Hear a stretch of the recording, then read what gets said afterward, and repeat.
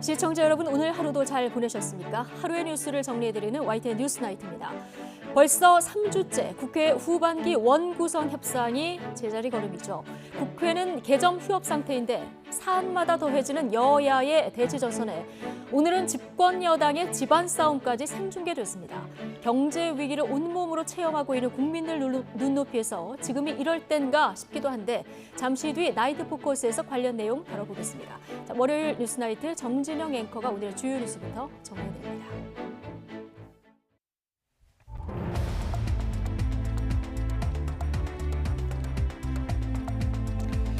6월 20일 월요일 뉴스나이트 오늘의 주요 뉴스입니다. 악화일로인 국내 경제에 대해서 윤석열 대통령은 국민이 숨 넘어가는 상황이라며 민생 챙기기를 강조했습니다. 법 개정이 필요한 정책엔 초당적인 대응을 기대한다고 말했습니다. 여야 원구성 협상이 난항이 계속되면서 국회는 3주째 공백이 이어지고 있습니다. 국민의힘은 협상 타결을 위한 마라톤 회담을 제안했는데 민주당은 여당이 양보안을 먼저 가져와야 한다며 신경전을 이어가고 있습니다. 국민의힘 이준석 대표와 친윤계로 분류되는 배현진 최고위원이 공개석상에서 충돌하는 등 내홍이 격화되고 있습니다. 당 윤리위원회는 성접대 의혹을 받고 있는 이준석 대표에 대한 징계 여부를 모레 논의합니다. 코스피가 또 큰 폭으로 하락하면서 연중 최저치인 2,391로 장을 마쳤습니다. 미국의 고강도 긴축과 기준금리 추가 인상 예고 여파로 경기 침체 우려가 커진 점 등이 우리 증시에도 영향을 미친 것으로 풀이됩니다. 내일 발표 예정이던 올해 3분기 전기요금 연료비 조정 단가 결정이 부처 간 협의가 길어지면서 전격 연기됐습니다. 전기요금 인상을 둘러싸고 정부의 고심이 깊어지는 가운데 추경호 경제부총리는 한전을 작심 비판했습니다. 지난주 발사가 연기된 누리호가 보안을 마치고 다시 발사대에 기립했습니다. 날씨에 대한 우려도 있지만 기상 조건이 호전되는 것으로 나타나 성공에 대한 기대감이 커지고 있습니다. 네, 북론안불이냐 신색깔론이냐 서해 공무원 피격 사건과 관련한 여야 공방이 거세지는 가운데 윤석열 대통령이 오늘 출근길에 법과 원칙에 따라 공정하게 처리하겠다고 밝혔습니다. 국민의힘은 지난 2019년 탈북 어민 강제 북송 사건까지 전선을 확대했고 민주당에서는 차라리 비공개 회의록을 공개하자는 역제안까지 나왔습니다. 엄희윤주 기자입니다. 윤석열 대통령은 서해 피격 사건과 관련해 신색깔론이라는 민주당 주장을 일축했습니다. 서해 피살 공무원 사건 관련해가지고 민주당에서는 신색깔론이다 이렇게 이야기를 하고 있는데요. 이거에 대해서 좀 어떻게 보십니까? 법과 원칙에 따라서 공정하게 처리하겠습니다. 국민의힘도 연일 맹공을 이어갔습니다. 진상규명 TF 단장을 맡은 하태경 의원은 월북으로 판단된다는 해경 발표에 의심스러운 대목이 한두 군데가 아니라고 몰아붙였습니다. 문제 있는 사람이라는 인식을 주기 위해서 도박빚 과장한 것, 그리고 이제 두 번째는 정신적 공황 상태였다 이렇게 발표를 해요. 더 있어요. 더 나올 겁니다. 이런 게 다 수사 과정에서 조작되었다는 거죠. 국민의힘은 지난 2019년 탈북 어민 강제 북송 사건도 꼼꼼히 따져보겠다는 입장입니다. 정부가 국비리에 강제 북송을 추진하려다가 뒤늦게 사건의 전모가 드러난 점도 상식적이지 않습니다. 순교했던 진실은 무엇인지, 어떤 과정과 절차로 의사결정이 이루어졌는지 반드시 규명해야 합니다.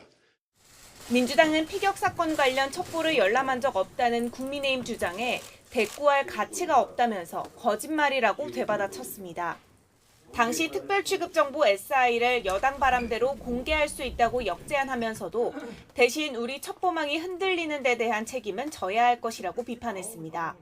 우리가 하고 있는 여러 가지 첩보를 모으는 방법, 이게 다 노출되는 건데 그걸 노출할 정도로 좀 이게 월북인지 아닌지, 그 당시 어떤 첩보가 입수된 건지, 왜 그런 판단했는지를 가리는 게 그렇게 중요한 문제인가요? 다만 당시 국방위원과 초선 의원들 사이에서는 여당의 은폐 공세에 끌려가서는 안 된다는 목소리도 나왔습니다. 저희들은 비대위에 좀 정보 공개하는 것 꺼려하지 말고 적극적으로 공개할 건 공개하자, 이렇게 의견을 좀 모았습니다. 정보를 조작해서 그 해석을 달리하고 인식을 달리하고 이런 식으로 접근하는 정쟁 사안으로 가면 안 되겠다. 서해 피격 사건 공방은 자료 공개 여부로도 옮겨붙을 모양새인데 국방부와 국가정보원, 해경 등은 신중한 입장이어서 실제 성사될지는 여전히 불투명합니다. YTN 엄윤주입니다. 네, 자, 더불어민주당 윤리심판원이 성희롱 발언으로 회부된 최강욱 의원에 대한 징계 여부를 심사했고요. 조금 전 회의가 끝났고 결과가 나왔습니다. 지금 발표 현장으로 가보시겠습니다. 오랫동안 기다리셨네요.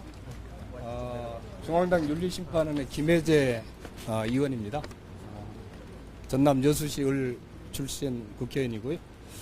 오늘 12차 중앙당 윤리심판원 회의 결과를 말씀드리겠습니다. 오늘 8건의 심의 안건을 논의했습니다.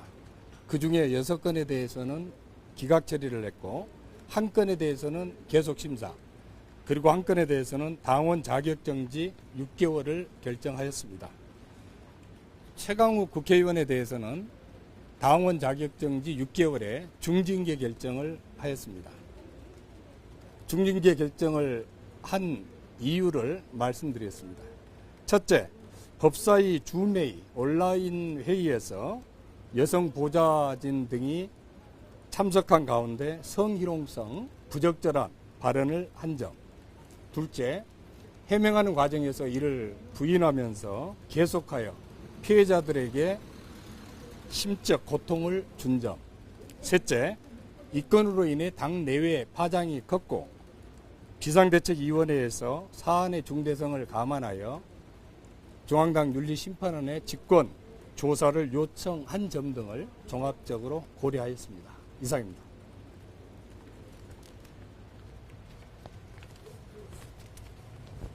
됐습니까? 예. 최강욱 의원 직접 출석해서 소명을 했나요? 예, 소명했습니다. 몇 시쯤 소명? 몇 시쯤 출석? 우리가 7시 반? 8시쯤이었나요? 7시 반. 7시 반 네, 출석. 소명하는 과정에서는 본인이 했던 발언에 대해서 인정을 한 게 있었나요? 아니면 여전히 같은 입장을 보셨나요? 인정을 하지 않았습니다.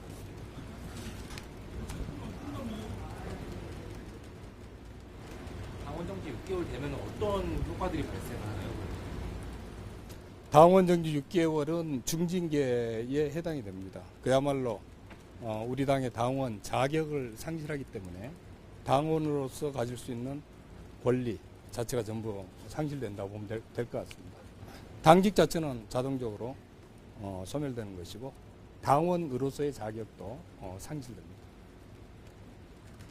그러면은 윤리심판 위원님들 사이에서 이견이 있었는지 아니면 만장일치로 결정됐는지?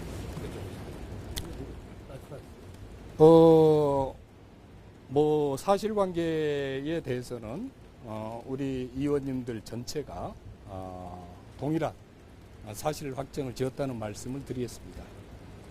양정에 대해서는 여러 가지 다양한 의견이 있었지만은 가장 다수의 동의하는 안으로 결정이 됐고 이 부분에 대해서 모든 의원님들이 만장일치로 최종 결정을 했다는 점을 말씀드립니다. 6개월 당원권 정지가 만장일치로 되는 건가요? 그렇습니다.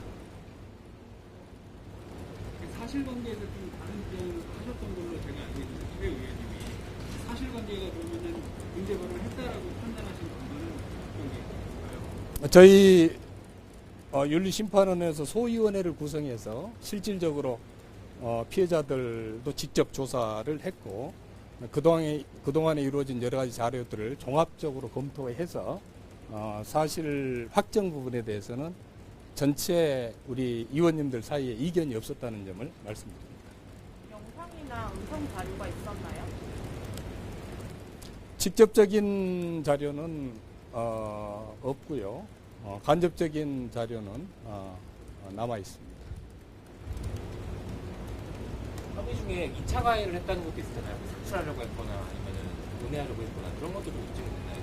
그 부분에 대해서는 명확하게 입증되지는 않았다는 것이 우리 의원님들의 일치된 의견이었습니다. 다만 해명하는 과정에서 아까도 말씀드렸습니다마는 부인하면서 그걸 진실로 믿는 피해자들에게 심적 고통이 계속적으로 가해졌다. 이 부분에 대해서는 무겁게 받아들였다는 점을 말씀드립니다. 이 부분도 양정에 충분히 고려가 됐습니다.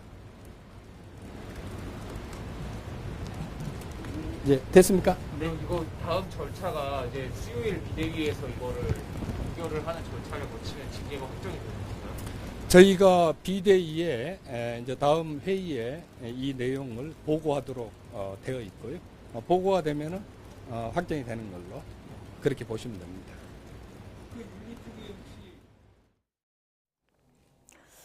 네, 성희롱 발언으로 회부된 최광욱 민주당 의원에 대한 민주당 윤리심판원의 지금 심사 결과가 발표됐는데요.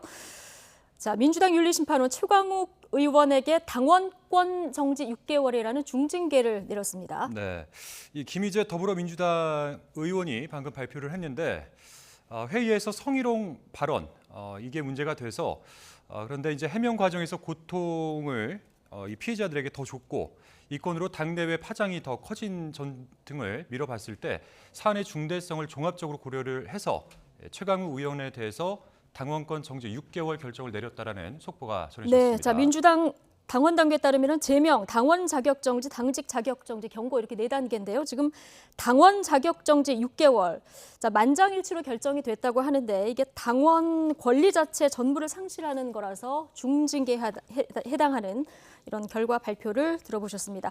자 관련한 자세한 내용은 잠시 뒤 나이트 포커스에서 조금 더 다뤄보겠습니다. 네, 다음 소식입니다. 국내외 경제 위기가 심각한데 원구성 협상 문제로 3주째 멈춰 있는 국회를 바라보는 국민들 시선이 곱지 않습니다. 여야는 서로 협상 테이블로 나오라며 신경전을 이어가고 있는데 그런데 입장차가 여전해서 합의에 이를 수 있을지는 여전히 불투명한 상황입니다. 김경수 기자입니다. 요즘 여야 지도부는 회의 때마다 민생을 거론하며 서로 원구성 협상에 나오라고 압박하고 있습니다. 국민의힘이 만나서 단판을 짓자며 마라톤 회담을 꺼내들자 민주당의 원구성 협상 마무리를 위한 마라톤 회담을 공식 제안합니다. 여야가 원구성 협상을 타결할 때까지 만나고 또 만나야 합니다. 이번 주 안에 반드시 단판을 짓는다는 각오로 협상에 임하겠습니다. 민주당은 철인 경기라도 하겠다며 언제든 만날 수 있다고 맞받았습니다. 마라톤이 아니라 100m 달리기도 좋고 철인 경기도 좋아요. 언제든지 만나서 충분한 대화를 나눠야죠. 오히려 집권 여당의 원내대표가 너무 뒤늦게 공개적인 이 만남을 제안한 거 아닌가요? 만시지탄인 거죠. 말만 들어선 당장이라도 만날 것 같지만 여야 물밑 협상은 좀처럼 진전이 없습니다. 지난해 여야 합의대로 법사위원장 자리를 달라는 국민의힘과 여당이 먼저 진정성 있는 양보안을 가져오라는 민주당이 평행선을 달리고 있는 겁니다. 시간만 흘러가는 사이 박순애 교육부 장관 후보자와 김승희 보건복지부 장관 후보자 인사청문 시한도 다가왔습니다. 시한을 넘기면 대통령이 한 차례 청문 보고서 재송부 요청을 한 뒤 임명을 강행할 수 있는데 윤석열 대통령은 일단 국회를 기다려보겠다고 밝혔습니다. 의회가 좀 원구성이 되는 거를 좀 기다리려고 하는데 한번 올라가서 한번 우리 또 참모들하고 의논을 좀 한번 해보겠습니다. 국회가 해법을 찾지 못하면서 이번에도 청문회 없이 고위공직자가 임명되는 것 아니냐는 전망 속에 민주당은 마냥 시간을 끌 수 없다며 국회의장 단독 선출 카드도 고심하고 있습니다. 여당으로서도 법인세와 증권거래세 인하 등 정부 정책을 법 개정으로 뒷받침하려면 국회 정상화가 시급합니다. 여야 모두 현재 상황이 부담스러운 만큼 조만간 극적 합의에 이를 수 있을지 주목됩니다. YTN 김경수입니다. 국민의힘 윤리위원회가 모레 성접대 증거인멸 교사 의혹을 받고 있는 이준석 대표에 대한 징계 여부를 논의합니다. 네, 당내 갈등의 중요 분수령이 될 전망인데 이준석 대표와 친윤계로 분류되는 배현진 최고위원이 공개 충돌하는 등 국민의힘 내홍도 격화되고 있습니다. 이경국 기자입니다. 국민의힘 이준석 대표와 배현진 최고위원이 또다시 충돌했습니다. 이 대표가 회의 내용 유출을 지적하며 비공개 회의를 하지 않겠다고 한 게 도화선이 됐는데 고성과 반말까지 오갔습니다. 본인이 얘기 제일 많이 하셨어요, 여태까지. 언론에 나가서 얘기 제일 많이 하셨다고요. 잠깐. 자, 비공개하겠습니다. 좀 도와주세요. 이준석 대표와 배현진 최고위원은 이미 당 혁신위와 통합지도부 구성을 두고 몇 차례 갈등을 빚었습니다. 정진석 의원과의 설전에 이어 이 대표와 이른바 친윤석열계, 윤핵관 사이 신경전이 본격화되는 거 아니냐는 전망 속에 모레 이준석 대표 징계 논의를 위한 당 윤리위원회가 열립니다. 이 대표 지시로 김철근 정무실장이 성접대 의혹을 제기한 당사자를 만나 증거 인멸을 시도했는지 여부가 핵심 쟁점입니다. 김철근 정무실장이 윤리위에 직접 출석해 소명할 예정인데 이 대표는 사실 확인을 위한 만남이었다며 결백을 주장하고 있습니다. 직접 출석하셔서 말씀하실 생각은 없으신가요? 그건 상황에 따라 하겠습니다. 없습니다. 하지만 제명과 탈당 권유, 당원권 정지와 경고 중 하나라도 징계가 결정된다면 정치적 타격은 불가피합니다. 특히 그간 갈등을 빚어온 당내 인사들의 거센 비판이 쏟아질 가능성이 큽니다. 징계가 내려질 경우 이 대표의 조기 사퇴와 새 지도부를 뽑기 위한 조기 전당대회가 불가피하다는 주장이 나오는 만큼 윤리위의 결정은 당내 권력구도 재편의 분수령이 될 전망입니다. 다만 윤리위가 당내 후폭풍을 고려해 징계 결정을 내리지 않거나 미룰 가능성도 있습니다. YTN 이경국입니다.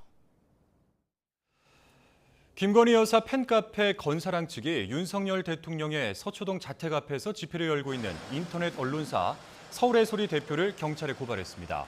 서울 마포경찰서는 건사랑 대표 이모 씨가 허위 사실에 의한 명예훼손 등의 혐의로 서울의 소리 백은종 대표를 고발하는 고발장을 접수했습니다.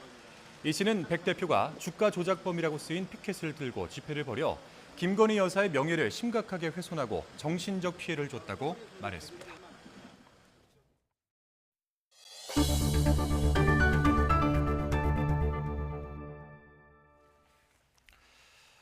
네, 미국의 급격한 금리 인상과 우크라이나 사태로 코스피가 1년 7개월 만에 2,400선이 무너졌습니다. 삼성전자는 5만 8천 원대로 주저앉아서 연초에 비해서 25% 이상 하락했습니다. 박병환 기자입니다. 주식 시황판이 온통 파란색 일색입니다. 코스피는 전 거래일보다 2.04% 내린 2,391.03에 마감했습니다. 종가 기준으로 2020년 11월 4일에 2,357.35 이후 1년 7개월여 만에 2,400선 아래로 내려온 것입니다. 한때 신반전자를 바라보며 560만 명 소액 주주들의 기대를 모았던 삼성전자는 1.84% 하락한 58,700원에 마감해 연초에 비해 25% 이상 하락했습니다. 한국거래소에 따르면 올해 들어 외국인은 삼성전자 주식을 7조 9천억 원어치 순매도했습니다. 외국인의 삼성전자 보유율은 49.97%로 2016년 4월 이후 처음으로 50%를 밑돌았습니다. 전문가들은 삼성전자 주가를 좌우하는 변수로 거시 환경을 꼽으면서 각국의 기준금리 인상에 따른 긴축 움직임으로 유동성이 빠져나가고 있어 추가 하락도 예상하고 있습니다. 코스닥은 3.60% 급락한 769.92에 마감하며 연저점을 하루 만에 경신했습니다. 전문가들은 하락장 속에서도 반등의 기회가 있기 때문에 이럴 때 일부를 현금화할 필요가 있다고 권고합니다. 예상했던 수준으로 미국이나 한은이 금리 보폭으로 가면 분명히 큰 폭의 반등이 나오거든요. 그럴 때마다 현금화해서 현금 비중을 좀 높이는 게. 원달러 환율은 전 거래일보다 5.1원 오른 1292.4원에 마감했습니다. 전문가들은 미국의 급격한 기준금리 인상과 우크라이나 사태로 인한 원자재 가격 상승, 국내 소비자 물가 급등으로 증시가 당분간 무기력한 모습을 이어갈 것으로 전망하고 있습니다. YTN 박병환입니다. 정부가 무주택 전월세 거주자들의 부담을 낮추기 위해 월세 최대 세공제율을 15%까지 올리고 전세자금 대출 소득공제 한도를 확대하는 방안을 검토하고 있습니다.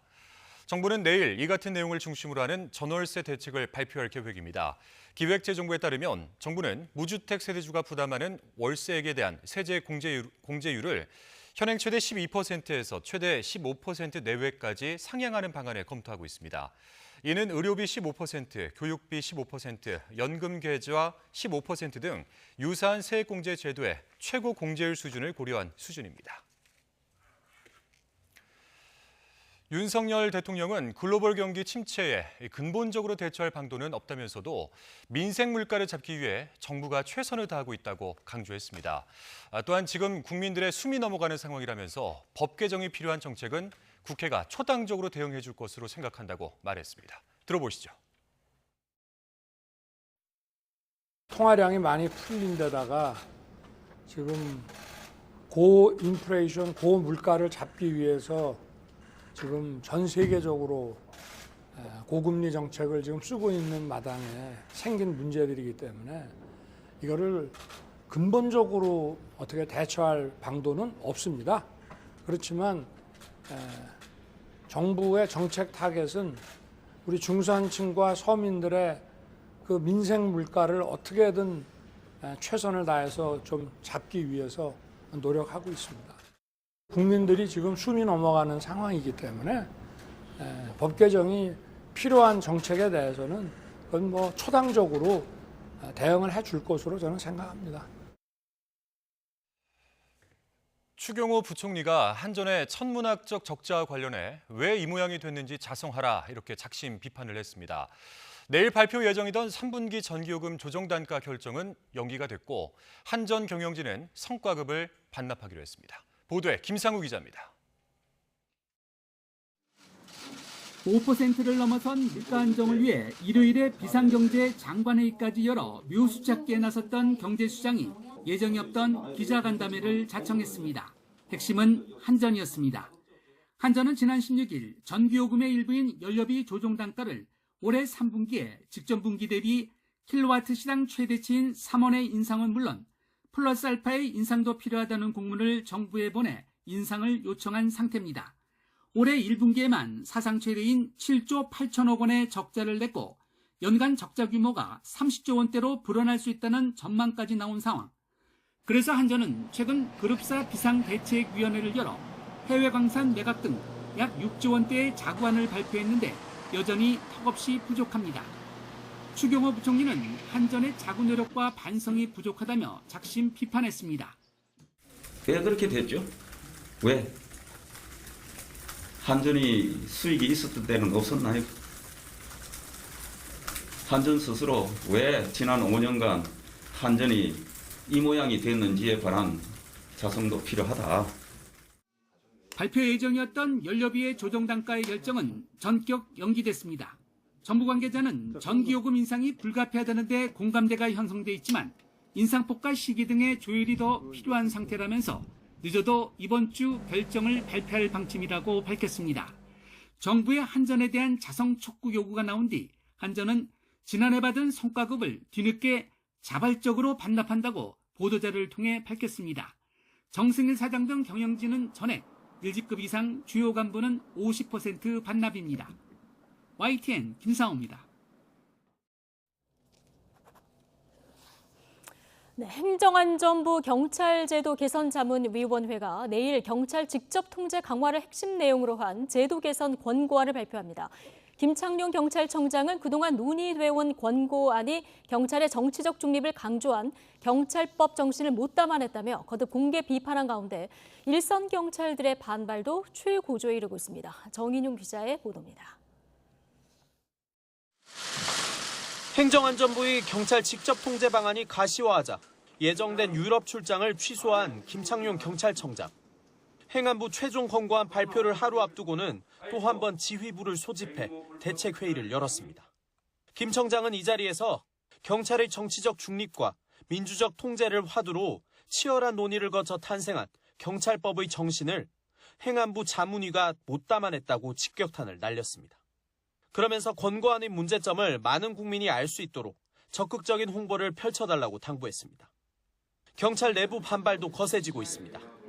특히 경찰 계급의 꽃이라고 불리는 총경급 간부 사이에선 집단 반발 움직임도 일고 있습니다. 경찰 내부망에 김 청장을 상대로 전국 총경들을 경찰청으로 소집해달라는 글이 올라온 겁니다. 글 작성자인 A 총경은 박종철 고문치사 사건을 계기로 경찰의 중립성을 보장하라는 요구와 함께 경찰청 시대의 막을 열었다고 운을 뗐습니다. 이어 이를 몇 가지 규칙 개정만으로 과거로 되돌리려는 만행을 막지 못하면 부끄러움과 책임은 청장만의 몫이 아닐 것이라며 어깨에 피어있는 무궁화를 볼 낯이 없다고 강조했습니다.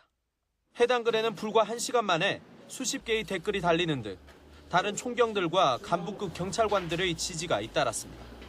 경찰청을 시작으로 서울 일선경찰서 10여 곳엔 경찰 통제 반대 현수막이 내걸렸고 경남을 시작으로 전국 지역별 경찰관들의 반대 성명도 잇따르고 있습니다. 경찰청은 오늘 행안부 자문위의 최종 권고안이 나오면 전국 시도경찰청장 회의를 거쳐 공식 입장을 발표할 예정입니다. 경찰 내부에서는 권한쟁의 심판 등 법적 대응을 적극적으로 고려해야 한다는 주장도 나오고 있지만 현실적으로 실익이 없다는 반론도 만만치 않아 권고안을 둘러싼 논란은 한층 격해질 전망입니다. YTN 정인용입니다. 경기도 광명 시흥 3기 신도시 개발과 관련한 내부 정보를 이용해 땅 투기를 한 혐의로 기소된 한국토지공사 직원 2명에게 검찰이 각각 징역 7년을 구형했습니다. 검찰은 오늘 수원지방법원 안산지원에서 열린 LH 전 직원 강모 씨와 장모 씨의 결심 공판에서 재판부에 징역 7년을 선고해달라고 요청했습니다. 검찰은 공공기관 직원이 업무상 얻은 비밀을 이용해서 농지를 취득한 것으로 사회적 비난 가능성이 큰 중대범죄에 해당한다고 설명했습니다. 법원은 다음 달 11일 두 사람에 대한 판결을 선고할 예정입니다. 네, 다음은 내일로 발사가 예정된 누리호 관련 소식들 전해드리겠습니다. 47.2m의 키를 가진 누리호가 다시 발사대에 우뚝 섰습니다. 자, 우주까지 새 세상을 개척한다. 이 이름의 뜻처럼 다시 날아오를 준비를 하고 있는 겁니다. 장마 때문에 날씨 우려가 컸는데 다행히 기상 조건이 호전되면서 누리호 이동이 가능해졌습니다. 나연호 기자가 누리호가 다시 이 발사대에 오른 과정을 정리해봤습니다. 종합조립동에 문이 열리고 한국형 발사체 누리호가 모습을 드러냅니다. 총 길이는 47.2m, 아파트 15층쯤 되는 누리호는 무진동 특수 차량에 실려 움직입니다. 이동해야 하는 거리는 1.8km. 그런데 이동 속도는 불과 1시간에 1.5km로 사람이 걷는 속도보다 느립니다. 발사체에 가하는 충격을 최소화하기 위해서입니다. 외부에서 충격을 받게 되면은 오작동을 일으키게 됩니다. 그래서 굉장히 민감한 센서들이기 때문에 그러한 것들을 갖다 저희가 제대로 작동이 되고 어떤 그런 잘못되는 경우가 없게끔 하기 위해서 꼬리 부분인 발사체 1단이 선두가 되어 오르막길을 올라갑니다. 200톤에 달하는 육중한 기체는 출발한 지 1시간 20분 만에 발사대에 도착했습니다. 하단을 지상 고정장치에 단단히 고정하고 기립장치인 이렉터 도움을 받아 누리호가 수직으로 세워집니다. 내부는 또 이제 비어있는 상태고요. 그래서 그 무게중심이나 이런 거를 잡기가 상당히 좀 어렵습니다. 그래서 그것들을 저희가 각 그 배분을 잘해서 균일한 그런 하중이 가게끔 더군다나 그것이 저희가 설계한 그 범위 내에 벗어나지 않게끔. 장마가 시작돼 날씨 우려가 컸지만 발사일에는 비가 내리지 않는 것으로 예보가 수정됐습니다. 낙뢰가 나타날 가능성이 희박하고 바람도 약해져 날씨 변수는 사라지다시피 했습니다. 우주까지 새 세상을 개척한다는 의미를 담은 누리호는 목표인 지구 저궤도 진입을 위한 두 번째 도전을 기다리고 있습니다. YTN 나연호입니다.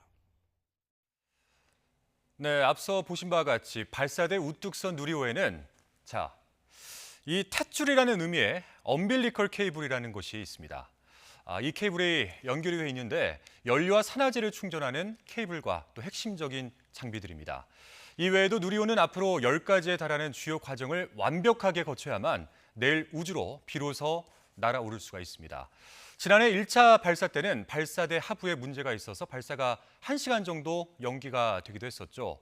이 성공을 위해서는 철저한 점검을 거치게 됩니다. 이성규 기자가 전해드리겠습니다. 발사대 수직으로 선 누리호. 그 옆으로 4개의 팔을 가진 녹색의 거대한 건축물이 보입니다. 탯줄이라는 의미를 지닌 엄빌리컬 타워입니다.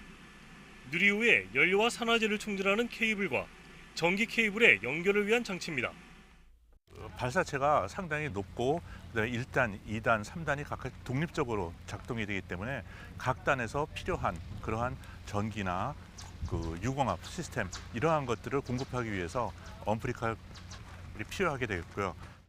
누리호는 발사 전까지 정기 점검과 자세 제어의 점검, 유압 배관 체결 등 총 10여 가지의 주요 과제 확인과 수백 가지의 세부 점검을 통해 발사 준비 작업을 진행합니다. 이 과정에서 작은 오류라도 발생하면 원인 파악과 문제 해결 전까지는 모든 과정이 중단됩니다.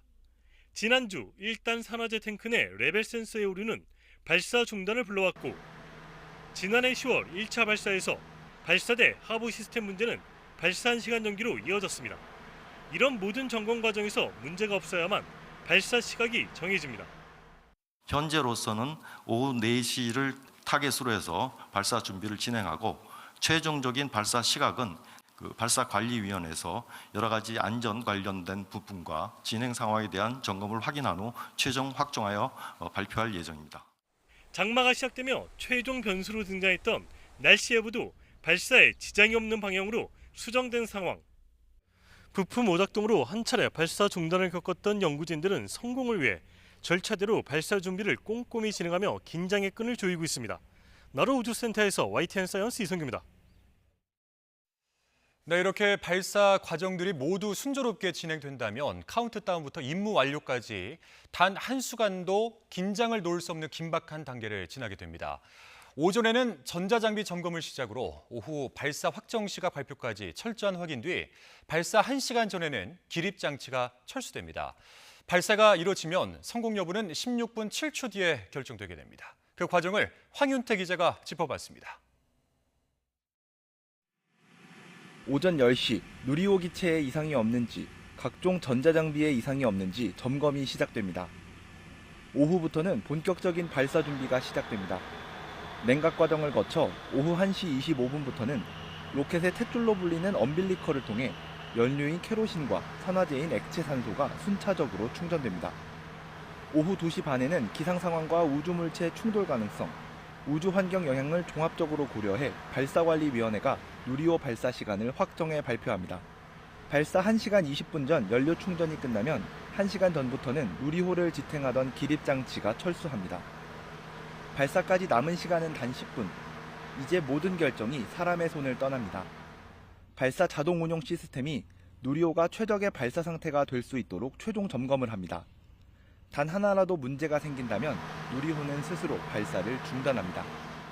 아무 이상이 없다는 게 확인되면 10초 카운트다운이 시작되고 1단 엔진이 4초 안에 300톤 추력에 도달하는 즉시 하부 고정 장치가 자동으로 해제됩니다.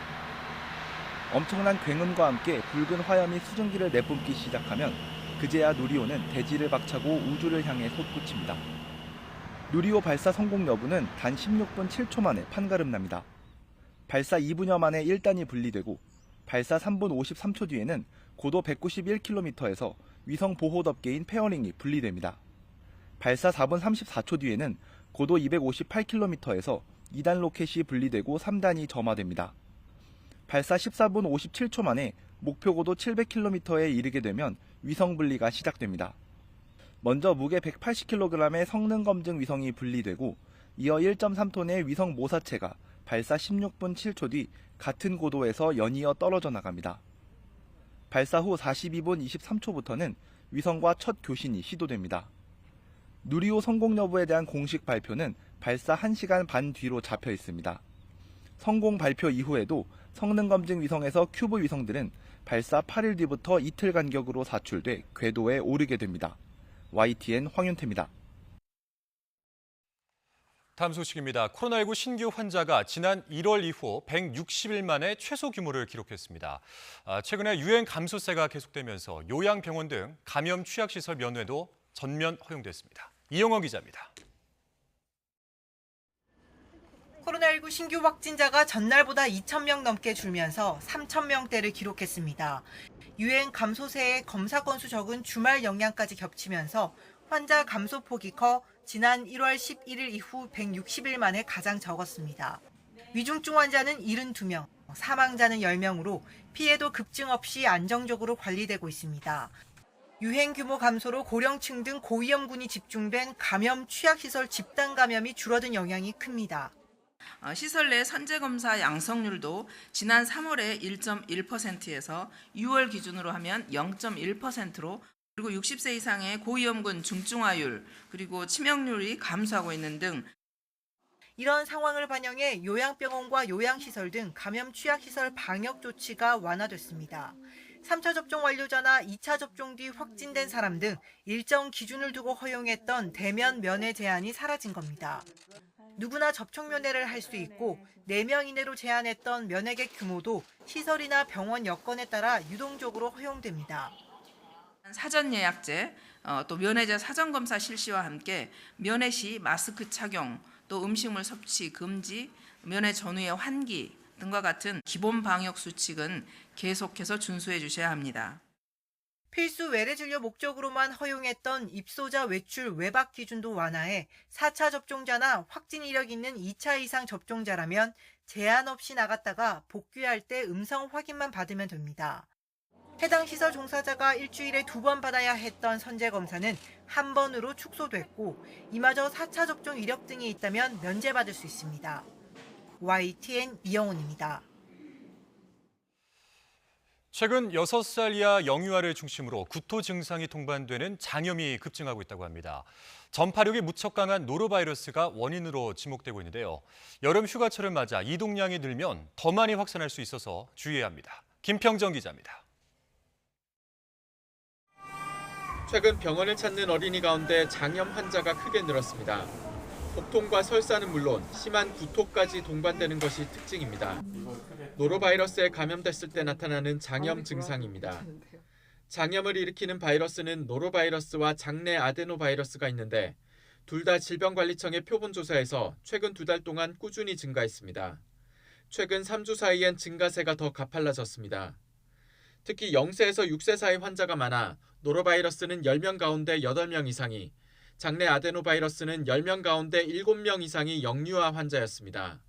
노로바이러스는 감염되면 설사와 구토가 주로 나타나고 장내 아데노바이러스는 변이 물처럼 쏟아지는 수양성 설사를 보입니다. 특히 어린이는 어른보다 더 심한 증상을 겪을 수 있습니다. 영유아에서는 특별히 구토가 성인보다 더 두드러지게 나타납니다.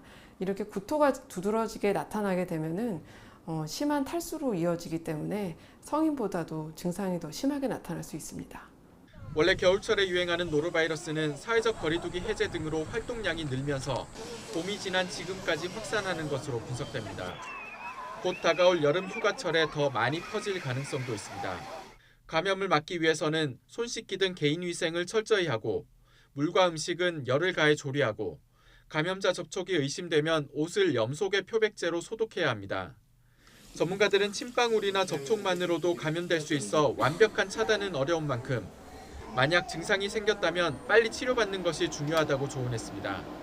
YTN 김평정입니다. 중국에서는 올해도 여름철 폭우가 시작되면서 피해가 잇따르고 있습니다. 구조에 나선 소방차도 급류에 휩쓸려 둥둥 떠다니는 위험천만한 상황이 발생하기도 했습니다. 베이징에서 강성욱 특파원이 보도합니다. 산에서 쓸려 내려온 거센 흙탕물이 평온했던 거리를 순식간에 집어삼켰습니다. 급류가 몰아치는 비탈길 도로에 구조에 나섰던 소방차 한 대가 간신히 버티고 서 있습니다. 차에 탔던 구조대원 6명 중 일부는 엔진이 꺼진 소방차 바깥쪽에 위태롭게 매달려 있습니다. 我们是把车窗全部摇下来，怕的就是车辆万一发生侧翻等，第一时间可以逃生。 지난 주말 광둥성 샤오관시에 하루 새 약 390mm의 폭우가 퍼붓자 소방차도 속수무책이었습니다. 결국 급류에 밀려 수백 미터 떠내려간 뒤에야 간신히 멈춰섰고 대원들은 안전하게 빠져나왔습니다. 打那个方向，打完方向然后顺势回正，保持这个车身稳定。横慢半坡中的话，就很容易发生那个侧翻。 광시와 후난, 장시, 저장 등 중국 중남부 지역에 이번 달 들어 집중호우가 이어지고 있습니다. 특히 일부 지역에는 시간당 최고 60mm의 폭우가 예보돼 올해 첫 산사태 적색경보가 발령됐습니다. 이번 호우로 지금까지 약 30명의 사망 또는 실종자가 발생했습니다. 지난해 중국 정저우에서는 집중호우로 단 며칠 사이 300명이 넘는 사망자가 발생하기도 했습니다. 양쯔강 하류에는 벌써 홍수주의보가 내려진 가운데 이번 장마가 점점 북상할 것으로 예보됐습니다. 베이징에서 YTN 강성웅입니다.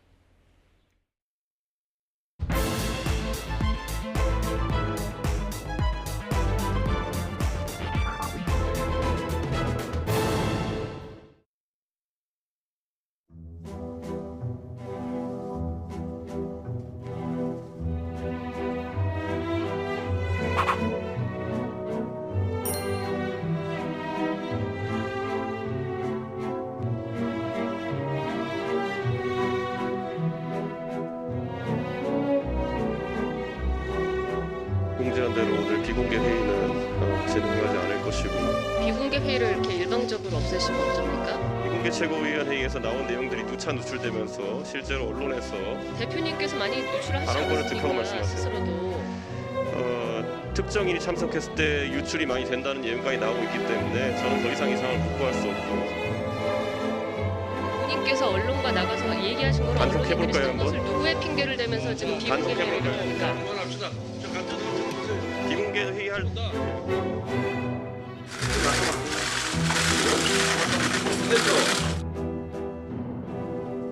뭘 유출시킵니까? 본인이 제일 많이 하셨어요, 여태까지.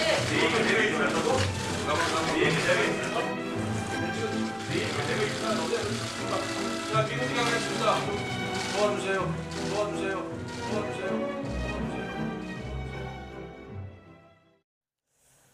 네, 자 최근 당 혁신위 운영 방향 등을 놓고 신경전을 벌였던 국민의힘 이준석 대표와 배현진 최고위원이 오늘은 비공개 회의를 두고 정면 충돌했습니다. 이준석 대표의 성상납 증거인멸 교사 의혹에 대한 당 윤리위원회 심의 결과가 당 내용의 분수령이 될 것으로 보이는데요. 나이트 포커스 오늘은 장성철 대구 가톨릭대 특임 교수 그리고 전혜연 시사평론가 두 분과 함께하겠습니다. 어서 오십시오. 안녕하세요. 안녕하세요. 예, 국민의힘 집안 싸움이 생중계가 되는 모습 조금 전 보고 오셨는데. 이준석 대표랑 배현진 의원 사이에 앉아있는 권성동 의원 굉장히 진땀을 빼는 모습 지금 보셨습니다. 제가 오늘 저거 보면서 무슨 생각이 들었냐면 손도 표정이 있구나 그 생각이 들더라고요. 어쨌든 표면적인 이유는 지금 비공개 회의에서 했던 발언들이 자꾸 밖으로 새나간다. 자, 이것 때문 아니었겠습니까? 그렇죠. 특히 최근에 어떤 최고위원 구성과 관련된 이견이 표출되면서 굉장히 원색적인 단어가 비공개 회의에서 오갔다. 이준석 대표는 안철수 의원의 요구에 대해서 뭐 좀 방송에 부적절합니다만 이해를 이렇게 뭐 땡깡이라는 표현을 썼다고 하고 네네.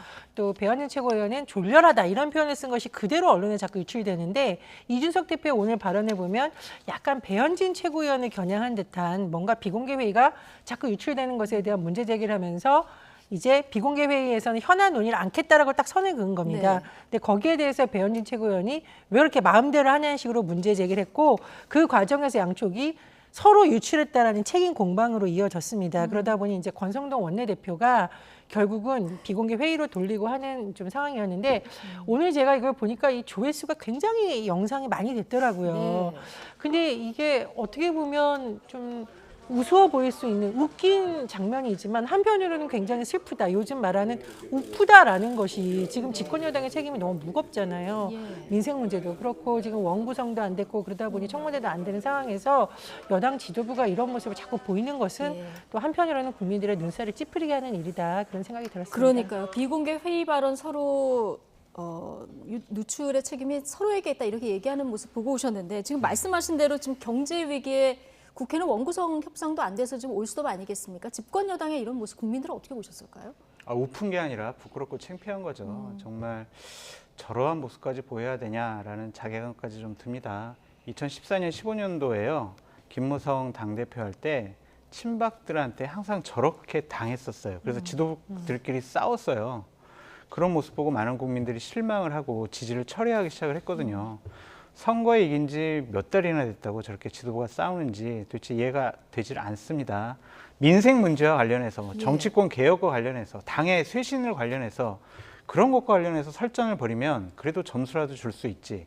이것은 공개했냐 안 했냐, 네가 잘못했냐 내가 잘못했냐 이렇게 아이들 말싸움하는 형식 아니겠습니까? 과연 집권 여당의 당대표 최고위원들이 저러한 것 가지고 말다툼을 벌일 때인지 참으로 한심하고 부끄럽다, 그렇게 말씀드립니다. 예. 전혜연 평론가가 앞서 정리를 해주신 것처럼 당 그 혁신위원회라든가 아니면 최고위원 인선 문제 가지고 두 사람이 껌껌이 부딪히지 않았습니까? 근데 오늘 또 이렇게 부딪혔는데 두 사람이 이렇게 껌껌이 충돌하는 이유를 조금 더 깊이 들여다보면 다른 이유가 있을까요? 불신, 불통, 개파 다 얽혀 있다고 봅니다. 이제 불신이라는 것은 사실 이준석 대표는 혁신위원회와 관련해서 시스템 공천을 위해서 지금부터 필요하다라고 굉장히 명분을 강조하고 있지만 문제는 과연 최고위원들과 당내 공감대가 충분히 됐느냐, 그렇다고 보니 자꾸 반론이 제기되는 것으로 보이고요. 그래서 불신, 불통이라는 말을 쓰고 개파라는 것은 사실 일각에서는 이준석 대표가 본인 위주의 어떤 향후의 주도권을 잡기 위해서 자꾸 이런 시도를 하는 것이 아니냐는 의심의 눈초리를 보내고 있습니다.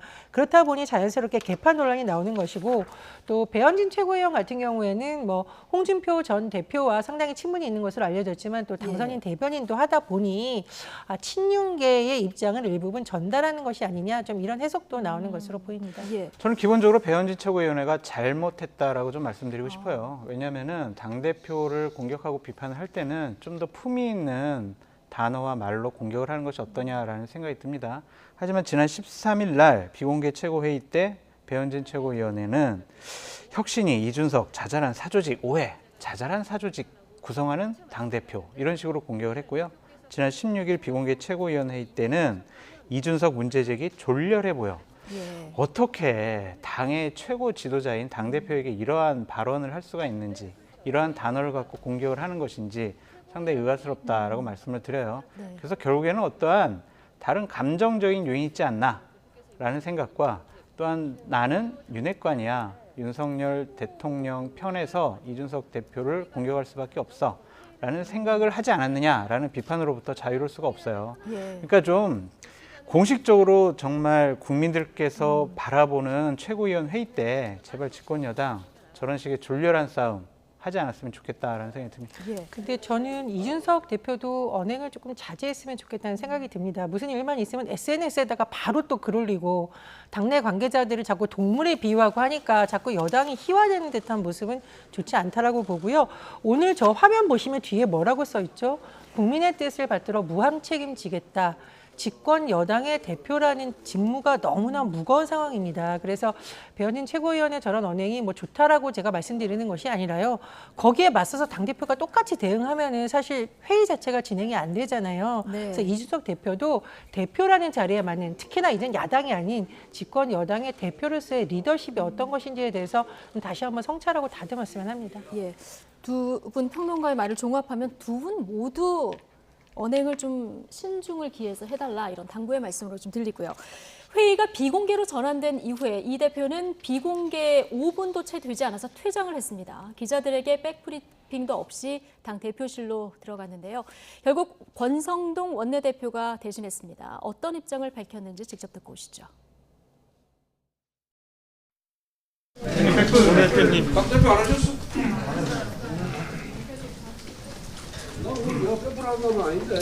비공개 회의 때 어떤 얘기를 나누셨는지.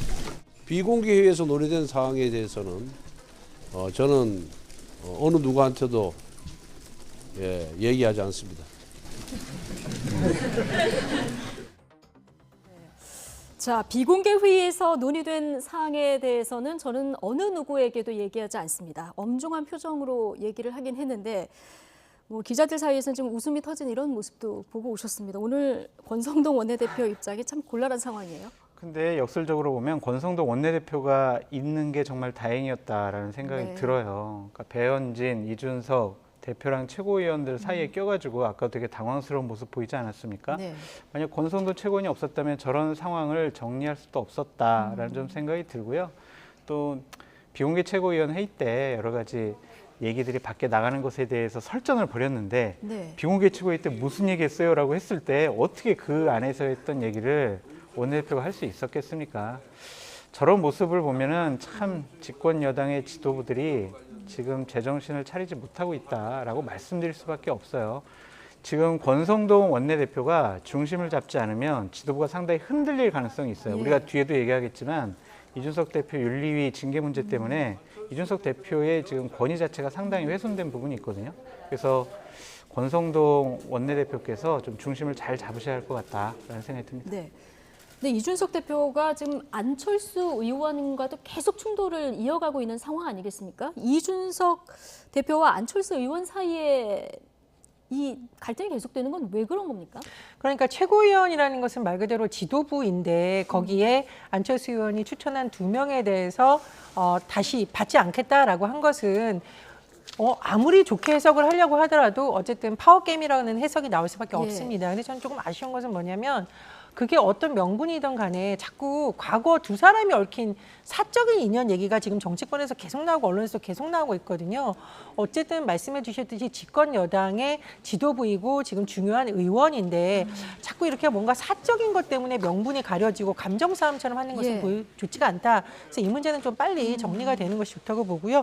저는 개인적으로 이준석 대표가 어쨌든 안철수 의원이 후보 단일화 과정을 통해서 일부분 대선에 승리에 기여했다라는 평가가 당내에서도 있기 때문에 그런 의견을 좀 들어야 되지 않을까 그런 생각이 듭니다. 예.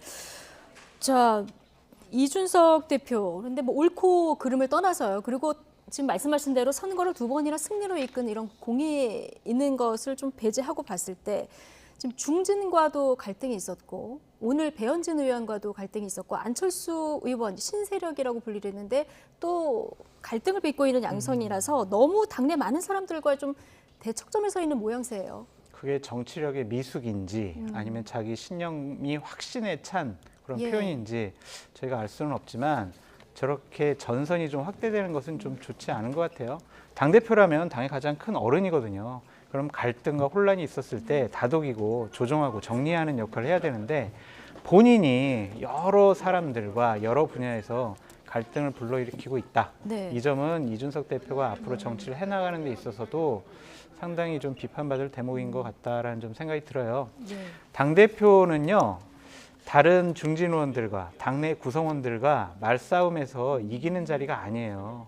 그냥 정말 통합하고 화합을 시켜서 집권 여당으로서의 에너지가 폭발될 수 있도록 하는 역할을 하는 게 중요한 거거든요. 예. 근데 저런 식으로 내가 저 사람하고 말싸움해서 지면은 내가 잘못한 것이다라는 그런 강박관념 가질 필요가 없습니다. 네. 당대표답게 이제 1년 지났잖아요. 선거도 2번 다 이겼고 통 크게 지도자다운 모습을 좀 보여줬으면 좋겠다라는 아쉬움이 있습니다. 예. 이준석 대표 입장에서 생각하면 너무 여기저기서 나를 흔든다 이렇게 생각하는 친구들. 근데 이런 부분이 있어요. 예. 그 국회의원들이랑 좀 통화를 해보면 네. 이준석 대표랑 전화 통화하기가 싫대요.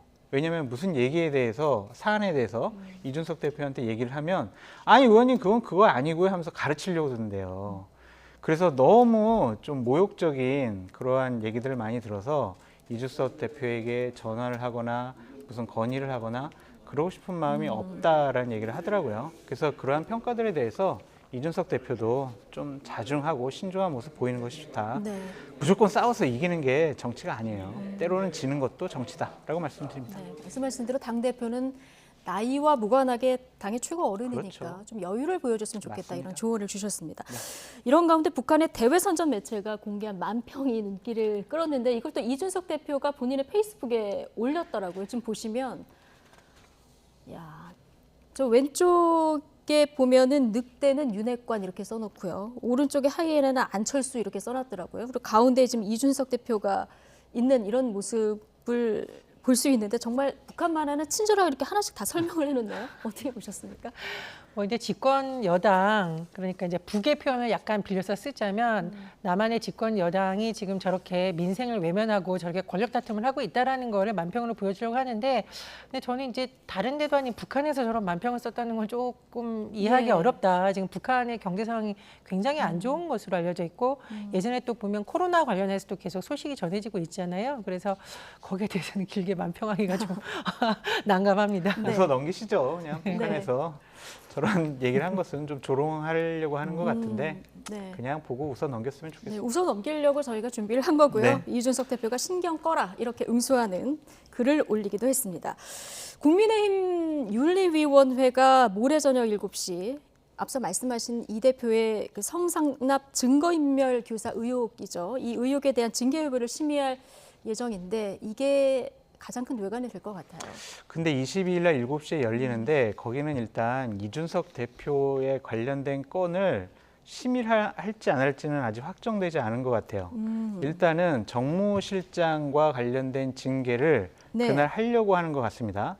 그래서 김철근 정무실장을 일단 출석을 시켜서 당대표 정무실장 그렇죠. 말씀하시는 거죠? 당신은 왜 그런 각서를 써줬느냐? 당신은 왜 가서 그러한 약속을 했느냐? 왜 그런 녹취록을 왜 녹음을 당했느냐? 그런 것에 대한 소명을 좀 듣겠다고 하더라고요. 예. 그래서 윤리위원회의 입장은 그날 그 정무실장의 얘기를 듣고 정무실장을 징계할지 안 할지 아니면은 또 이준석 대표까지 징계할지 안 할지는 그날 가봐야 알겠다는 거예요. 근데 제가 받은 느낌은 99% 이상 그날 이준석 대표의 징계는 없을 것으로 보여지고요. 일단은 정무실장 관련된 징계가 시작될 것 같습니다. 아, 그러면 모레 저녁 7시에 열리게 되는데 정무실장에 대한 징계 여부가 우선적으로 논의가 맞습니다. 되고 여기에 따라서 이준석 대표에 네. 대한 징계 여부가 논의가 될 이런 네. 사항이라는 거죠? 왜냐하면요, 예. 윤리위원회 규정을 보면 예. 어떤 징계를 할 때 당사자의 소명을 듣게 돼 있어요. 예. 그래서 서면이나 공개적으로 출석을 해라. 그래서 당신이 이 부분에 대해서 해명할 건 해명해라라는 것이 필요한데 지금 공식적으로 윤리위원회에서는 이준석 대표에게 그런 통보를 하지 않았어요.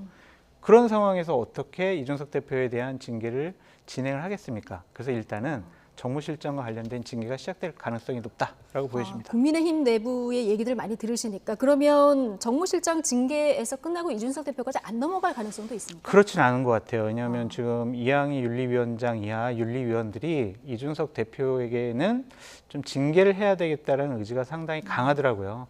그리고 양쪽에서 어마어마한 지금 전화를 받는데요. 예. 이준석 대표를 왜 징계하려고 그래? 라는 쪽과 이준석 대표 징계해야지 라는 쪽으로부터 윤리위원장과 위원들이 상당히 많은 압력 전화를 받고 있는데 네.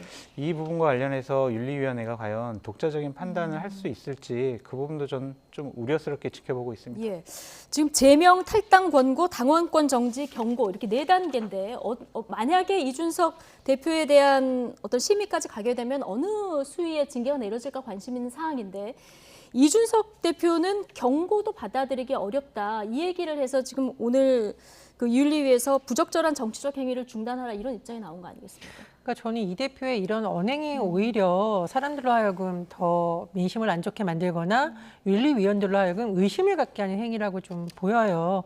보통 우리가 법원에서도 판결 나오기 전에 이렇게 어떤 판결도 받아들이지 않겠다라는 발언을 하지 않는데 마치 그런 것처럼 조금 무리한 발언이라고 생각을 합니다. 물론 이제 억울한 마음을 표시한 건데 조금 더 신중했어야 되는 것이 맞다라고 생각을 하고요. 예. 근데 이제 경고가 그 4가지 중 가장 가벼운 것이라 한다 하더라도 만약에 경고가 나온다고 하더라도 과연 당내에서부터 이 사안에 대해서 어떤 성토가 나오지 않을까 예. 뭐 야당의 비판을 둘째치고 당내에서 어떤 반응이 나올지 좀 하나 봐야 된다고 생각을 하고요. 오늘 또 하나 변수가 있었는데 민주당은 최강욱 의원에서 당원 자격정지 지금 판단이 오늘 나왔잖아요. 이런 부분도 또 영향이 미칠 수 있다. 예, 영향이 미칠 수 있다고 봅니다. 근데 이제 여러 가지 징계를 윤리위원회에서 하더라도 최고위원회에서 이것을 정지나 중지시킬 수가 있어요. 그러니까 국민의힘의 당규 윤리위원회 규정 30조에 의하면요. 대표 최고위원은 필요에 따라서 이러한 징계 사항과 관련한 징계 처분을 취소 및 정지할 수 있다. 이렇게 돼 있거든요. 네. 그러면 예를 들면 정무실장과 관련된 징계도 이준석 대표가 최고위원 의결을 통해서 취소 내지 정지시킬 수 있고요. 그리고 예. 이준석 대표와 관련해서 윤리위원회가 또 징계를 했어요. 그 상황과 같은 경우엔 이준석 대표는 빠져요. 그러면 6명의 최고위원들이 모여가지고 표결을 합니까? 과반수 이상의 표결을 하면은 이걸 취소 내지 정지를 시킬 수가 있어요. 근데 지금 국민의힘의 최고위원 구성을 보면 지금 현재 7명인데 네. 이준석 대표를 지지하는 최고위원들이 5명이에요. 네, 그렇기 때문에 이 부분이 윤리위원회에서 징계 절차가 진행이 돼서 확정이 되더라도 최고위원회를 통해서 이 상황을 뒤바꿀 수 있다라고도 보여집니다. 근데 윤리위에서 확정된 내용이 최고위에서 번복된다면 이 또한 정치적 부담이 있는 거 아닙니까? 물론 부담은 있겠지만 일단 보다 더 중요한 거는 이준석 예. 대표가 본인의 정치적인 생명력을 유지하고 내년 6월까지 당대표직을 유지할 수가 있잖아요. 예. 그것이 훨씬 더 중요하고 또한 재심 청구나 이런 것들을 통해서 윤리위원회에 여러 가지 잘못된 결정에 대해서 탄핵할 수도 있다라고 보여집니다. 그러면은 또 대표 최고위원은 윤리위원장과 윤리위원회에 대해서 해임할 수 있거든요. 예. 또 오히려 또 징계를 할 수 있는 부분이 있습니다. 그래서 이 부분들이 자칫 잘못하면 윤리위와 최고위 간의 내전으로 번질 수도 있는데 윤리위가 그런 여러 가지 부담감, 아니 대선과 지방선거를 이긴 당대표를 현재 경찰 조사가 끝나지도 않았는데 징계를 해? 라는 정치적인 부담감을 가지면서까지 예. 이준석 대표를 강하게 징계를 결국엔 할 것이다 라고 보기도 어렵지 않을까라는 생각이 들어요. 근데 어떤 결론이 나와도 당내 파장이 만만치 않겠네요. 만만치 않죠. 이건 상당히 이준석 대표한테도 정치적 부담이 크고 이양희 위원장 같은 경우에는 직을 걸어야 될 수도 있을 것 같고요. 이준석 대표가 임명한 거잖아요. 그렇죠. 예. 그러니까 이것도 상당히 아이러니컬한 문제고 이 불똥이 어디에 튀냐면 권성동 원내대표한테 튈 수밖에 없어요. 권성동 원내대표는 지금 내년 6월에 이준석 대표가 임기 끝나면 본인이 당대표 나갈 생각을 하고 있거든요. 근데 이준석 대표가 올해 이렇게 징계를 통해서 당대표직에서 해임이 돼요. 그러면은 임시 전당대회를 또 열어야 되잖아요. 그럼 본인의 스케줄과 좀 안 돼요. 어긋나는 부분이 많이 있어서 권성동 원내대표가 또 어떠한 입장을 취할지도 상당히 관전해 볼 포인트다라고 말씀드려요. 예. 자, 민주당으로 가보면 앞서 말씀하신 최광욱 의원의 성희롱 의혹에 관한 윤리심판원의 그 심의 결과가 조금 전에 나왔습니다. 저희 뉴스 시간에 속보로 전해드렸는데 당원권 정지 6개월 중징계가 내려졌어요. 그렇습니다. 지금 4단계거든요. 네. 제명, 당원권 자격 정지, 그다음에 당직 자격 정지, 경고인데 그러니까 제명 밑에 있는 가장 무거운 것이니까 중징계라고 볼 수 있겠고요. 저는 이 사안을 좀 유심히 봤던 것이 뭐냐면 당내에 있는 성희롱성 발언에 대해서 그동안 이렇게 문제 제기를 하거나 징계로 이렇게 공개적으로 간 사례가 그렇게 많지 않습니다. 근데 이번에 민주당에서 어쨌든 윤리심판을 통해서 이런 결정을 내렸다는 것이고요. 그리고 박지원 위원장이 그동안 한동안 자맹을 하다가 오늘 새벽에 SNS에 글을 올렸어요. 그래서 오늘 윤리심판원의 결과에 따라서 민주당의 혁신을 가늠해 볼 수 있는 것이다라는 취지의 글을 올렸는데 어쨌든 국민들 보기에는 당내에서 무슨 문제가 있으면 어쨌든 민주당이 결론을 짓는다라는 일부분의 신호로 받아들여질 가능성은 있다고 봅니다. 네, 오늘 박지원 위원장 발언에 대해서 당내에서도 또 찬반, 옹호하는 의견도 있고 반대하는 의견도 동시에 나왔는데 앞서 전혜연 평론가가 오늘 민주당의 이 최광욱 의원에 대한 중징계 결정, 이게 지금 국민의힘 이준석 대표를 좀 의식한 행보 아니냐 이런 얘기를 해주셨거든요. 영향을 뭐 끼칠 수도 있겠죠. 근데 하지만 사안 자체가 좀 다르다라고 좀 말씀을 드리고 싶고요. 최광욱 의원에 대한 당원권 정지 6개월은 정말 잘했다라는 좀 생각이 듭니다. 최광욱 의원이 부적절한 발언을 했습니다. 그리고 그 발언을 부인을 하면서 2차 가해도 했어요. 그 더 중요한 거는 뭐냐면요. 공직자, 국회의원들은 거짓말하면 안 돼요. 왜냐하면 민보협이라는 민주당 보좌진 협의회에서 이 문제에 대해서 최광욱 의원한테 사과하라고 했는데 나는 그런 발언 한 적이 없다라고 처음에는 발뺌을 했습니다. 그러다가 결국엔 나중에는 좀 사과성 발언을 했는데 이렇게 국민의 대표인 국회의원이 거짓말한다라는 인상을 받으면 안 됩니다. 그래서 저는 6개월 잘했는데 저것조차도 좀 부족하지 않느냐라는 좀 생각도 있습니다. 근데 저는 거기서 한마디만 붙이자면은 최광욱 의원도 사실은 민주당에서 그래도 굉장히 영향력을 미치고 있고 대중적인 인지도가 높은 의원이지만 징계를 했어요. 그래서 저는 국민의힘에서 윤리심판원에서 판단을 할 때 선거에서 2번 이긴 당대표 이런 거는 사실은 부차적인 요소이고 본질적인 요소에 좀 실질적인 접근을 해서 판단을 내려줘야 국민들도 설득을 할 수 있고 그래야 국민의힘이 앞으로 어떻게 결론을 내리던 간에 국민들이 좀 그 모습을 보면서 받아들일 수 있지 않을까 이런 생각을 하거든요. 그래서 너무 정무적인 판단을 넣는 것은 맞지 않다. 특히 이 선거와 관련된 의혹에 있어서는 지금이야말로 어떻게 보면 저는 좀 가름말을 타는 시기라고 생각을 해요. 그래서 국민의힘 윤리심판원이 또 어떤 결론을 내리고 왜 그런 결론을 내릴지가 좀 주목받지 않을까 생각이 듭니다. 22일 국민의힘 윤리위원회 결정이 좀 주목되는 이런 상황이고요. 자, 이런 가운데 민주당 전당대회 준비위원회 오늘 첫 회의를 열었죠. 최대 쟁점은 전당대회 룰입니다. 이와 관련해서 안규백 위원장이 오늘 입장을 밝혔는데요. 발언 잠시 듣고 오시죠. 룰은 원칙을 지키면서 유연하게 하겠다 이런 대전제를 두었고요. 당의 근간을 이룬 사람들이 당원인데 전당대회라 하면 당원에 그런 포션을 주는 것이 저는 합리적 아닌가 생각을 하고 있습니다. 자, 당의 근간을 이루는 것은 당원이고 전당대회라 하면 당원에 포션을 주는 것이 우선 합리적이지 않은가 생각한다 이렇게 얘기를 했습니다. 어떻게 해석하십니까? 상당히 국민을 우롱하는 얘기죠. 어떻게 룰의 원칙을 지키면서 유연하게 하겠다라는 건지 이해가 되질 않아요. 공부를 안 하면서 성적을 잘 받겠다? 이건 모순적인 상황이죠. 좀 룰을 자체를 우리가 유연하게 좀 해서 이번에 예를 들면 민심이 좀 더 반영되는 그러한 룰로 좀 개정할 수도 있다, 논의해보겠다 이런 식으로 해야 되는데 이 말씀 자체는 결국에는 대의원과 권리당원의 눈치를 지금도 상당히 보고 있다라고 예. 판단해 볼 수밖에 없어요. 예. 저런 식으로 지금 룰을 고치지 않고 계속 전당대회를 열게 되면은요, 결국에는 이재명 의원이 출마를 하게 되면 이재명 의원이 당선될 수밖에 없는 구조예요. 선거를 치러볼 만한 필요가 없는 것이죠. 예. 과연 그것이 당원들과 권리당원들이 원하는 것이긴 하겠지만 국민들이 원하는 것일까라는 것들은 좀 민주당 지도부가 다시 한번 생각해 봤으면 좋겠어요. 예. 왜냐하면 어쨌든 대선에서 진 당사자잖아요. 그리고 총괄선대위원장으로서 지방선거에서 진 것에 대한 책임이 가장 큰 분이에요.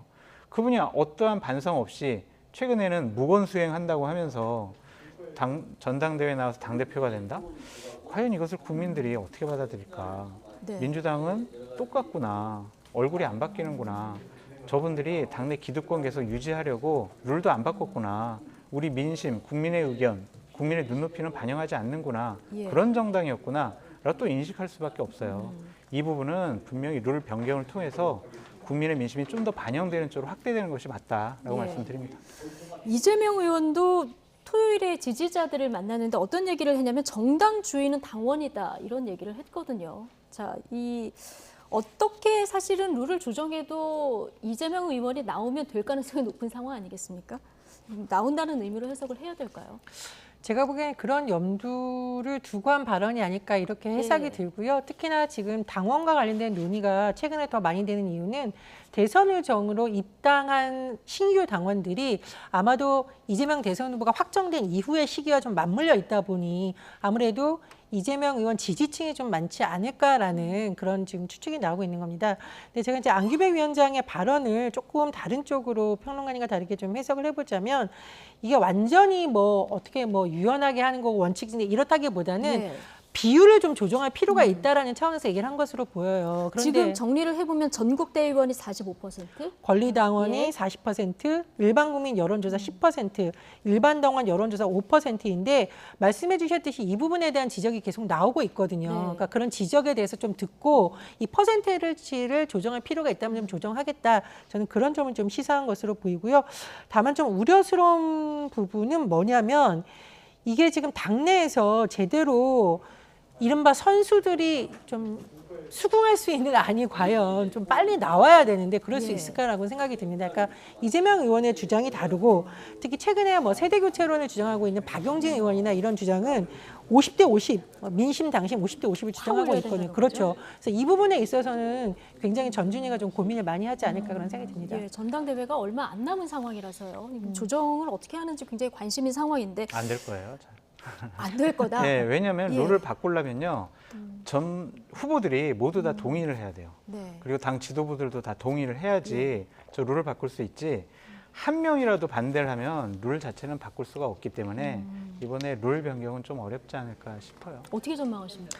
저는 될 가능성이 있다고 봅니다. 왜냐하면 이재명 의원이 아직 출마 의사를 안 밝혔어요. 근데 예. 만약 출마 의사를 밝힌다면 지금 거론되고 있는 10명의 후보가 과연 다 나올까? 그렇지는 않다고 생각을 하고요. 좀 줄여드는 쪽으로 될 거라고 생각을 합니다. 그리고 네. 어쨌든 전준위가 꾸려졌기 때문에 싫든 좋든 간에 저 안에서 룰에 대한 어떤 논의가 되어야만 되거든요. 네. 그래서 일정 부분의 어떤 타협점 같은 안이 만들어지지 않을까 생각이 드는데 다만 이게 지금 지도체제 문제도 맞물려 있거든요.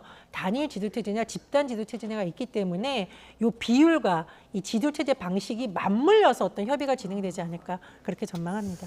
전당대회 룰, 이 비율과 지도체제 방식을 다 연계해서 어떤 좀 조절이 이루어지지 않을까 이렇게 전망을 하신다는 얘기였고요.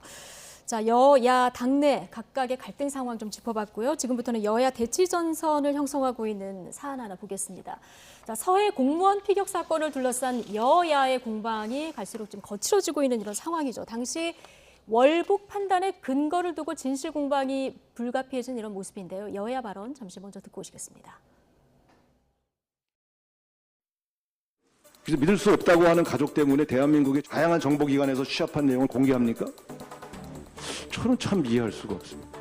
이 첩보 내용은 당시에 국회 국방위나 국회 정보위원회에서 여야 의원들이 다 같이 열람했습니다. 다 봤습니다. 당시에 지금 여당 의원들도 다 보고 월북이네 이렇게 얘기한 적이 있습니다.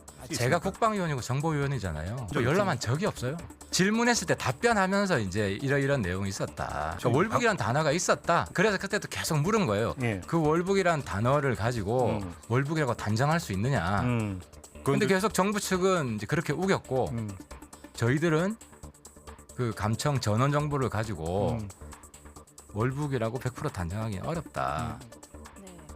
자, 지금 민주당은 당시 첩보 내용을 여야 의원들이 함께 열람했다 이렇게 주장하는 반면에 하태경 의원은 이거 거짓말이다 이렇게 얘기를 하고 있어서 누가 진실을 말하고 있는지 좀 궁금한 상황인데 어쨌든 지금 민주당은 월북이네라고 말했다는 현 국민의힘 의원이 있다는 거 아니겠습니까? 이걸 가지고 지금 당시에 국민의힘도 월북이라 판단했다 이렇게 얘기를 하고 있어요. 근데 이게 지금 정보라는 것이 국방부에서 그 정보를 근거로 정리한 요약본이라는 의미가 하나 있을 수 있고요. 요약본, 예. 또 하나는 말 그대로 정보의 원본이라는 것. 여기에 있어서 좀 해석의 차이가 있는 것으로 보입니다. 그래서 아마 서로 이렇게 의견 차이가 있는 것으로 보이고요. 그리고 이 피격 사건 이틀 뒤에 국민의힘 화상의원총회가 열렸었는데 당시 국방의 간사였던 한기호 의원이 한 발언을 근거로 지금 민주당은 아니, 당시에 분명히 지금 그 국민의힘도 내용을 봤었고 어느 정도 수긍한 거 아니냐라는 하고 있는데 또 한기호 의원 발언이 다시 최근에 나온 것을 보면 국방부의 판단을 전원한 것이었다라고 지금 말이 좀 달라지고 있는 상황입니다. 그렇죠. 예, 그렇기 때문에 이것은 지금 결국 비공개 회의록이 이 내용을 담고 있느냐 여부인데 이 비공개 회의록 공개 여부도 결국은 국회에서 합의가 돼야 좀 가능하지 않을까 생각이 들거든요. 그래서 결국 진실을 키는 국회가 지고 있다. 저는 그런 생각이 듭니다. 그래서 민주당이 지금 당시에 민주당 국방위 소속 의원들 그리고 초선 의원들 중심으로 해서 이거 회의록 공개하자 이렇게 얘기가 나왔고요. 네. 하태경 의원 같은 경우는 그런데 민주당이 뭐 생산적인 제안을 하긴 했는데 조금 전에 언급을 해주셨지만 국방부가 발췌해서 보고한 내용 말고 이건 또 오해가 있을 수 있으니까 아예 원본을 그 비밀 취급 인가권에 있는 여야 의원들이 소수 대표단을 구성해서 보자 이렇게 제안을 했거든요. 그러니까 그게 맞죠. 발췌한 내용만 갖고는 이 사항이 어떻게 진행됐는지 또한 정부에서 왜 그렇게 판단했는지 알 수가 없을 것 같아요. 그렇기 때문에 지금 감사원 감사가 진행되고 있잖아요. 그래서 이 감사원을 통해서도 명확한 규명이 필요할 것 같다라는 좀 생각이 들고요. 어쨌든 지금 정권은 윤석열 정권이잖아요. 그러면 국방부라든지 아니면 해경에서 당시에 왜 이렇게 보고했는지 자세하게 좀 대통령실에서 좀 보고를 받았으면 좋겠다라는 좀 생각도 있습니다.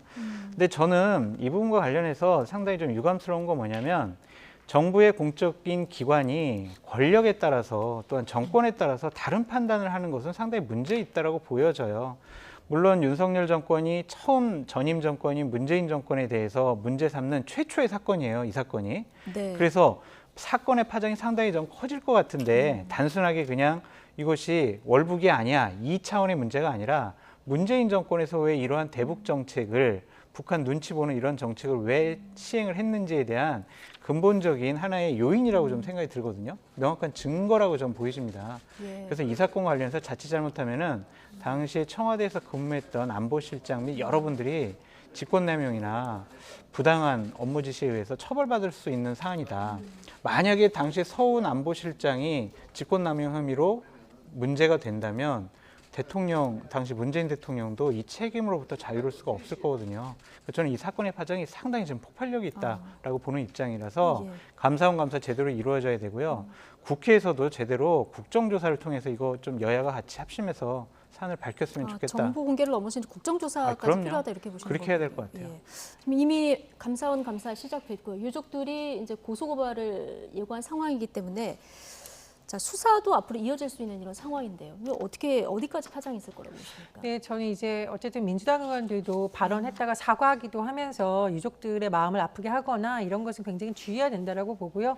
다만 국민의힘에서 조금 주의할 부분이 있는데 감사가 지금 진행 중인데 이미 마치 뭔가를 조작한 것처럼 계속 얘기를 하는 건 자칫하면 감사의 방향성을 이미 지시를 해주는 것처럼 보일 수 있습니다. 특히 집권 여당이 이렇게 주장을 계속하면 아무래도 영향이 미치지 않겠냐는 우려가 계속 제기가 네. 되고 있거든요. 그래서 그런 부분에서 좀 우리가 실체적으로 진상 규명을 하고 어쨌든 우리 국민의 생명과 관련된 사안이니까 진실을 규명하자는 쪽으로 조금 정쟁이 아닌 쪽으로 여야가 논의를 했으면 좋겠고요. 또 필요하다면 비공개 회의록을 어느 선까지 누가 볼지에 대해서도 계속 논의가 돼야 되는 거지 예. 지금처럼 공방 픽폭만 되면 시간만 계속할 수 있다. 그러니까 본질을 벗어난 결국은 여야의 이 대립 소재처럼 되는 것은 굉장히 예. 주의해야 된다 이렇게 생각을 하고 또 하나 이러면 그 SI 특수 정보라는 것이 과연 우리 정부라든가 지금 정치권의 판단으로 공개할 수 있는 것인가에 대해서 조금 논란이 있습니다. 예. 이게 한미가 연합돼서 연관되어 있는 지금 정보라는 추론이 나오고 있는데 그런 부분도 국회에서 좀 살펴봐야겠죠. 일단 감사원 감사를 먼저 좀 차분히 지켜보자 이런 의견이신데 월북인지 아닌지가 뭐가 중요한가 우상호 비대위원장이 이런 얘기를 했었는데 여기에 대해서 피격 공무원 아들이 직접 자필 편지를 썼는데 여기에 대해서 굉장히 강도 높게 비판을 했더라고요. 아, 그럼요. 이게 말이 됩니까? 30의원도 아무것도 아닌 내용을 가지고라는 표현을 썼어요. 네.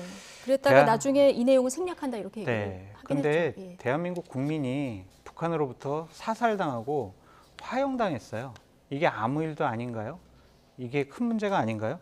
국가가 왜 존재합니까? 정치를 왜 합니까? 국민의 생명과 안전을 지키는 것이 가장 기본적인 직무인데 이렇게 대한민국 국민이 북한에 월북을 했든 아니면 끌려갔든 총살당했잖아요.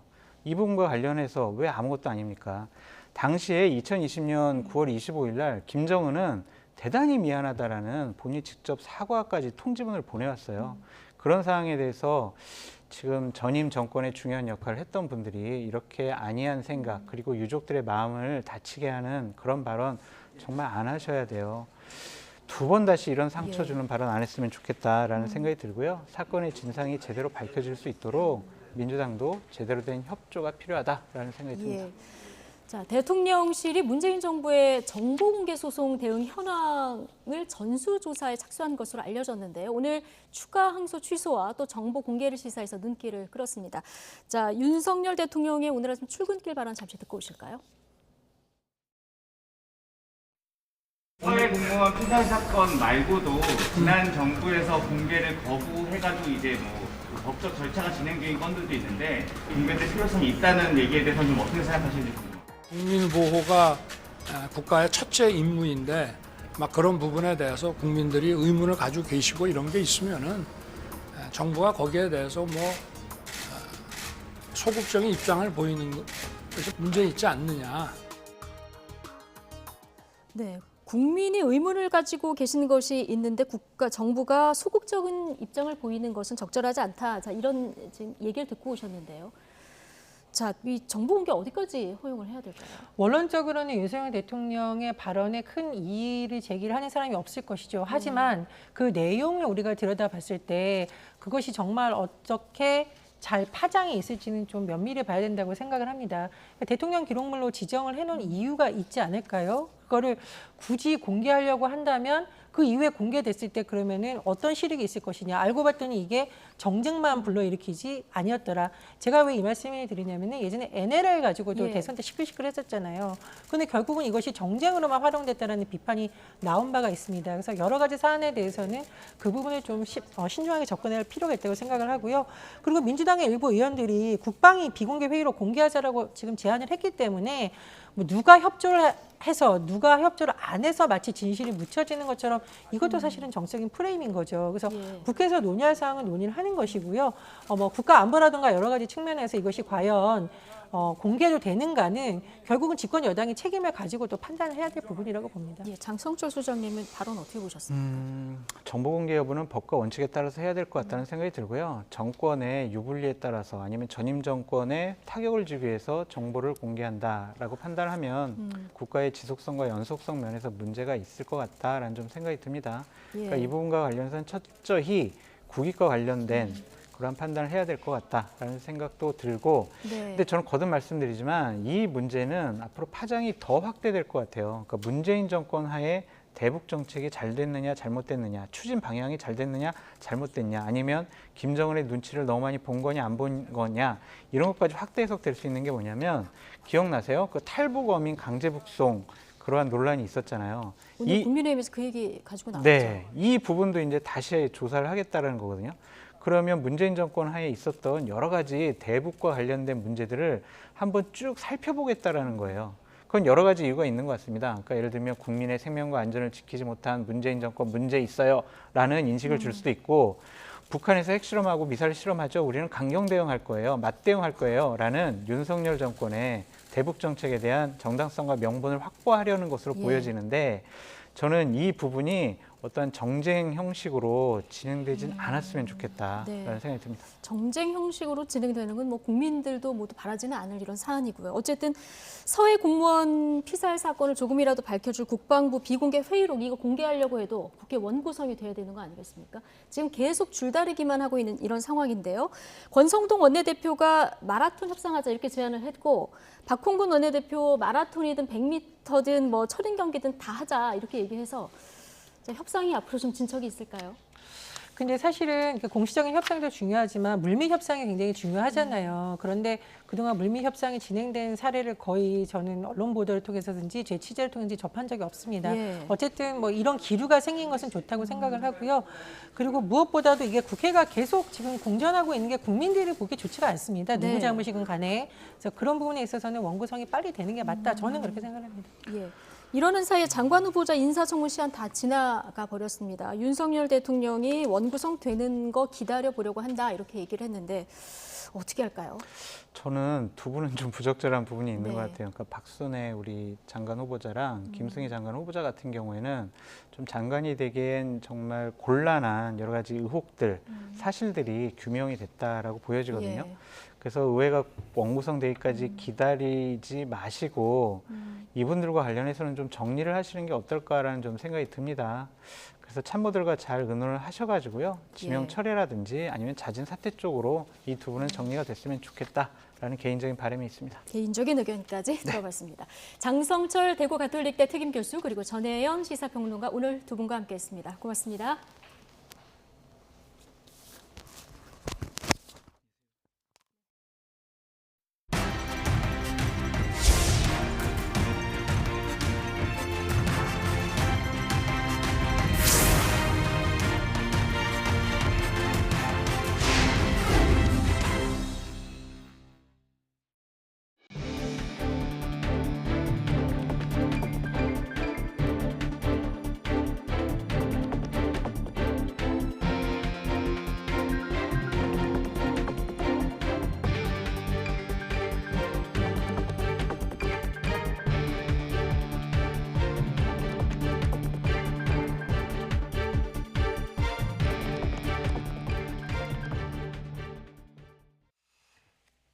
네, 온라인 회의에서 성희롱성 발언으로 논란을 빚었던 더불어민주당 최강욱 의원에 대해서 당원 자격정지 6개월의 이 중징계가 내려졌습니다.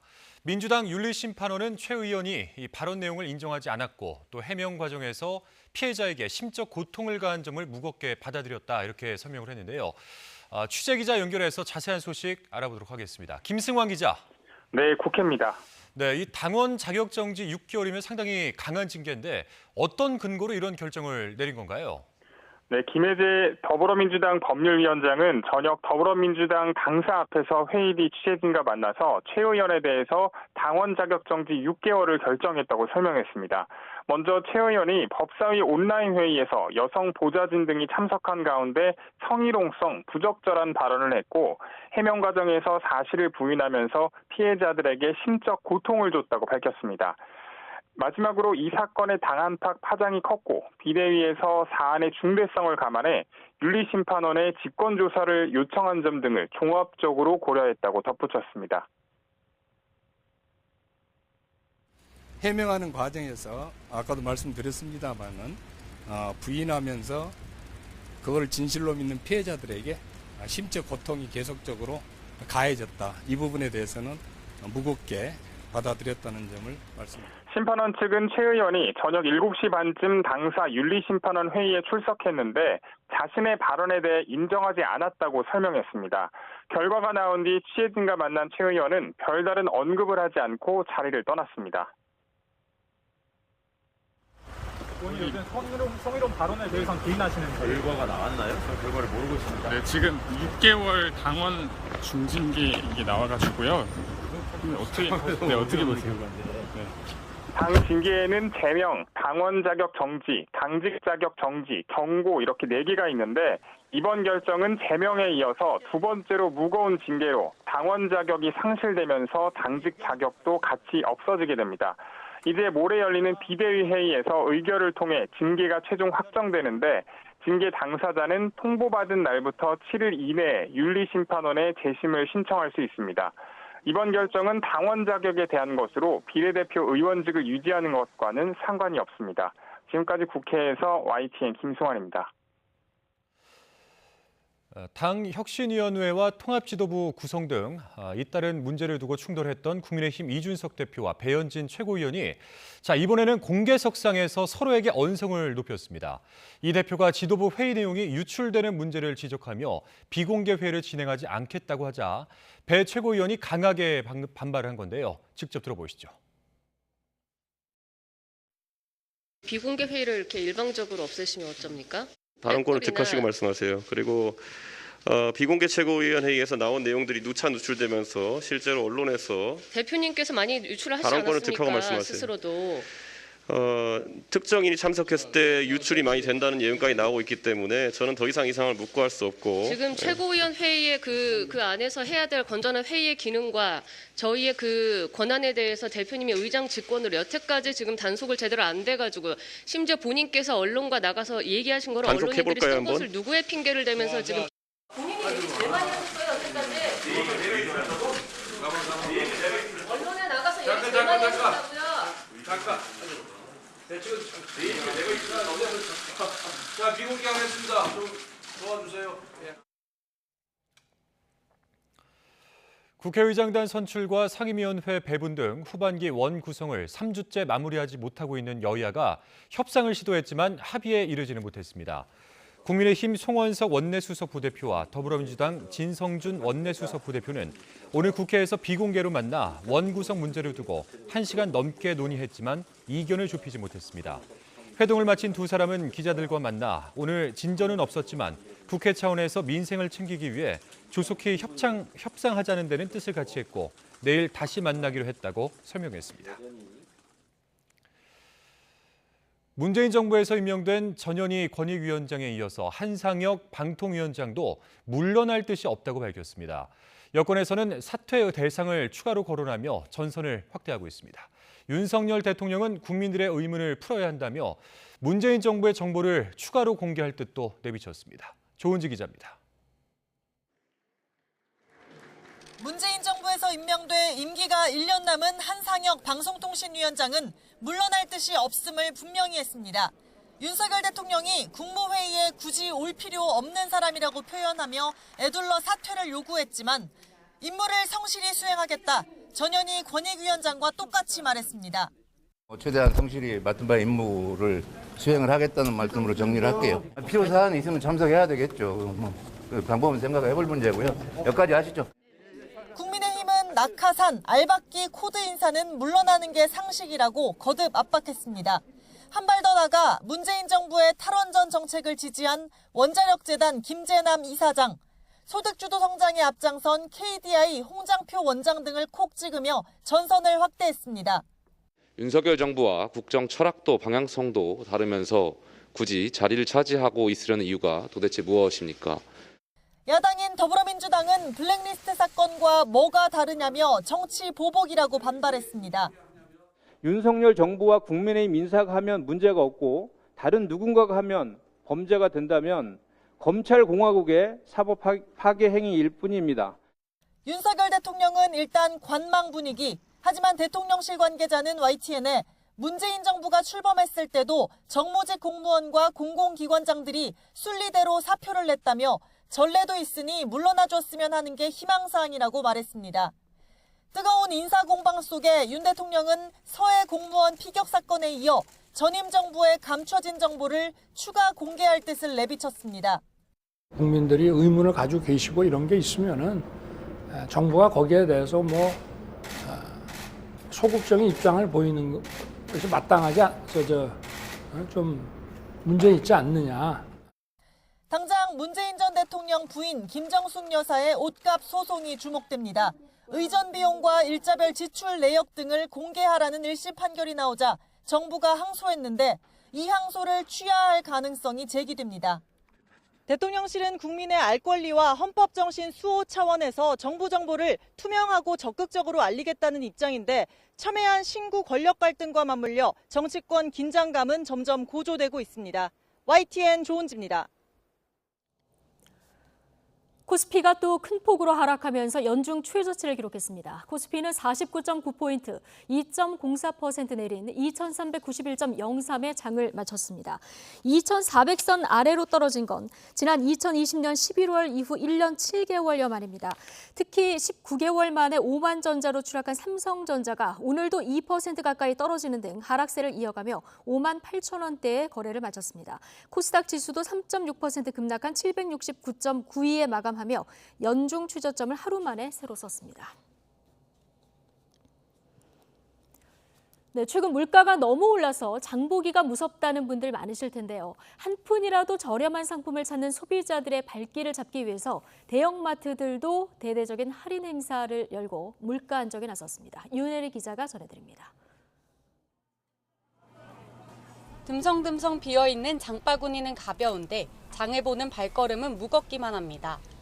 두부 한 모를 고르는데도 꼼꼼한 가격 비교는 필수입니다. 최근 물가가 가파르게 오르면서 장 보러 가는 횟수부터 줄였습니다.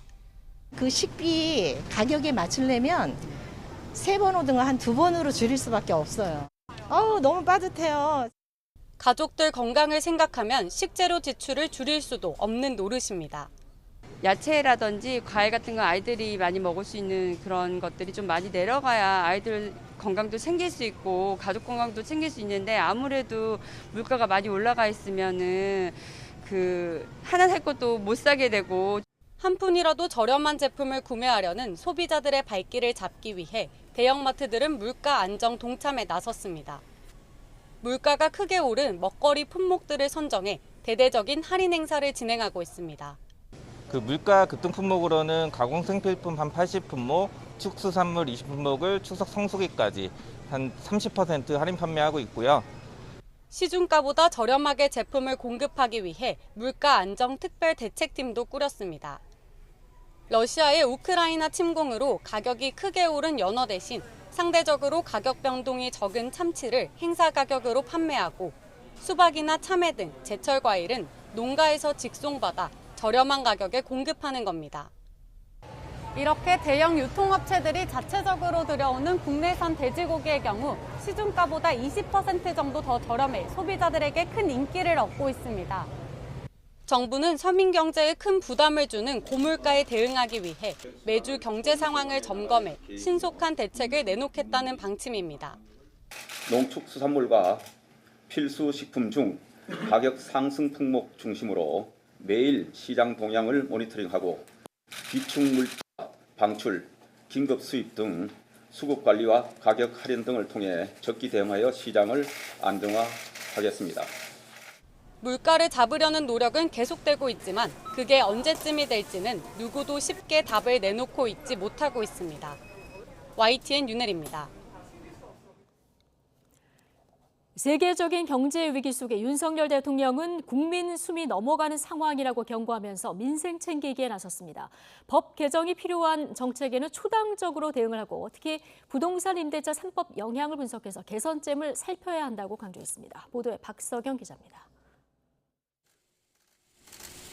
출근길 윤석열 대통령은 지금의 경제 위기를 국민 숨이 넘어가는 위기 상황이라고 규정했습니다. 그러면서 법 개정이 필요한 민생 정책에 대해서는 초당적 대응을 기대했습니다. 정부가 고유가 대응을 위해 법이 허용하는 범위 안에서 최대로 유류세 인하폭을 늘렸는데 국회가 정상 가동됐다면 법안까지 제출했을 거라며 이같이 말한 겁니다. 그리고 국민들이 지금 숨이 넘어가는 상황이기 때문에 법 개정이 필요한 정책에 대해서는 그건 뭐 초당적으로 대응을 해줄 것으로 저는 생각합니다. 이어진 수석비서관 회의에서도 윤 대통령의 관심은 민생에 집중됐습니다. 농축산물 집중관리를 통한 장바구니 물가 챙기기, 금리 상승으로 인한 이자 부담 가중을 줄이기 위한 금융당국과 금융기관의 협력 등을 언급했습니다. 특히 부동산 임대차 3법 시행 2년이 다가오는 만큼 시장 영향을 심층 분석하고 제도 개선을 점검하라고 강조했습니다. 대통령실 관계자는 윤 대통령이 제도 개선 점검과 함께 임대료 인상을 최소화하는 상생 임대인에 대한 혜택을 확대하고 임차인 부담을 덜어줄 수 있도록 지원하라고 지시했다고 전했습니다. 이 관계자는 공약이었던 폐지보다는 보완에 방점을 둔 것이냐는 질문에 나아가야 할 방향을 알려준 정도로 보면 된다며 관계부처에서 내용을 살펴볼 것이라고 답했습니다. 앞서 추경호 경제부총리 역시 임대차 3법이 사라지면 좋지만 당장 폐지하긴 어렵다며 전면 개편보다는 이용자 부담을 더는 쪽에 무게를 실었습니다. 내일 추 부총리 주재로 열리는 윤 정부 첫 부동산 관계장관 회의에서 관련 보완 방안이 발표될 것으로 보입니다. 아울러 윤 대통령은 어려운 경제 상황에서 예산이 허투루 쓰이지 않아야 한다며 유명무실한 정부 부처 위원회를 재정비하라고도 주문했습니다. YTN 박서경입니다. Gold medal for the 16th Van Cliburn International Piano Competition. Goes to Yoon Chun Lim.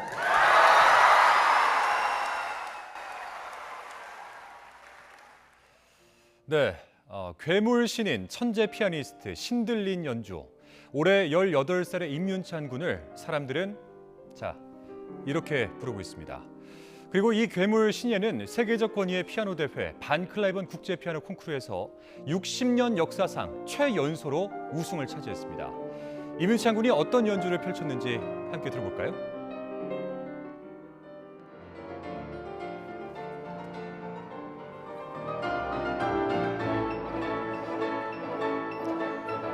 직접 협연을 지휘했던 마린 엘소 심사위원장이 현장에서 눈물을 훔치는 장면이 카메라에 잡히기도 했습니다.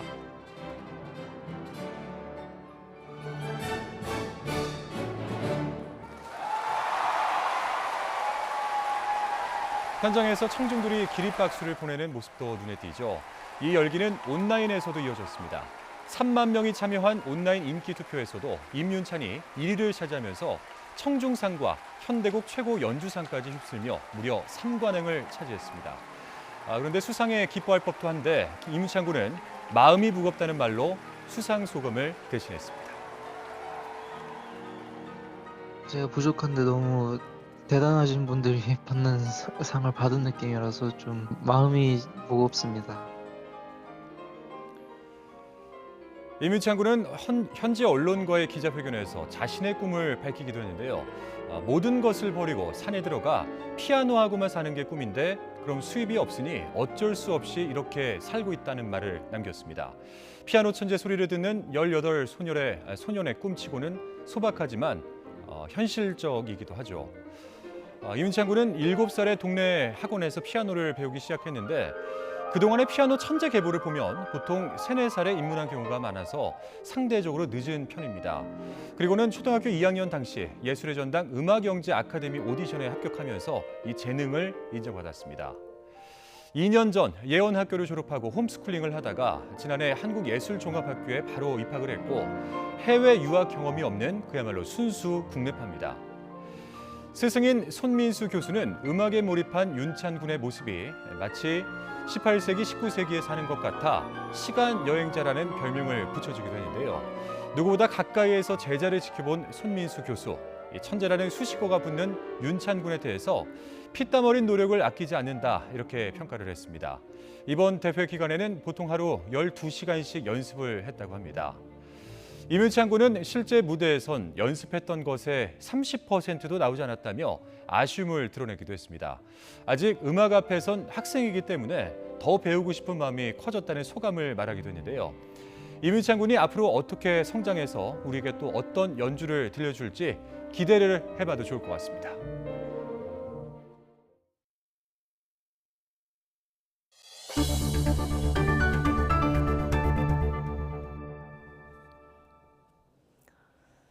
정부가 박정희 정권의 대표적 간첩 조작 사건인 인민혁명당 사건 피해자를 상대로 국가배상금 반환을 청구하면서 물렸던 막대한 이자를 포기하기로 했습니다. 국가폭력 피해자에게 배상금을 주었다 뺏는 것도 모자라서 이른바 빚고문을 한다는 지적에 뒤늦게 응답한 건데요. 한동훈 법무부 장관은 상식과 정의의 관점에서 결정했다고 밝혔습니다. 나혜인 기자입니다. 1970년대 인민혁명당 간첩조작 사건에 휘말려 억울하게 고문당하고 8년 동안 옥살이했던 84살 이창복 씨. 2008년 재심 끝에 무죄를 받고 국가를 상대로 소송을 내 10억 원 넘는 배상금을 받았지만 대법원은 불과 1년여 만에 도로 토해내라는 판결을 내렸습니다. 30년 전 통화 가치를 기준으로 배상금 이자를 계산하는 건 지나치다며 절반가량인 5억 원 정도가 과잉 지급됐다고 판단한 겁니다. 국가는 이 판결을 근거로 초과 지급된 돈을 반환하라는 소송을 냈고 빚 갚고 기부하느라 배상금을 써버린 이 씨는 1년에 20%씩 붙는 지연이자를 포함해 15억 원 가까운 빚을 떠안게 됐습니다. 집까지 경매에 넘어갈 위기에 처한 이 씨는 또다시 소송을 냈지만 정부는 최근까지도 원금만 받고 이자는 받지 말라는 법원의 화해 권고를 잇따라 거부했습니다. 소송 제기 3년 만에 국가가 피해자를 상대로 빚고문을 한다는 비판이 잇따르고 나서야 태도를 바꿨습니다. 법무부는 법원의 권고대로 이 씨가 초과 지급된 배상금 원금만 나눠내면 지연이자 9억 6천만 원은 받지 않겠다고 밝혔습니다.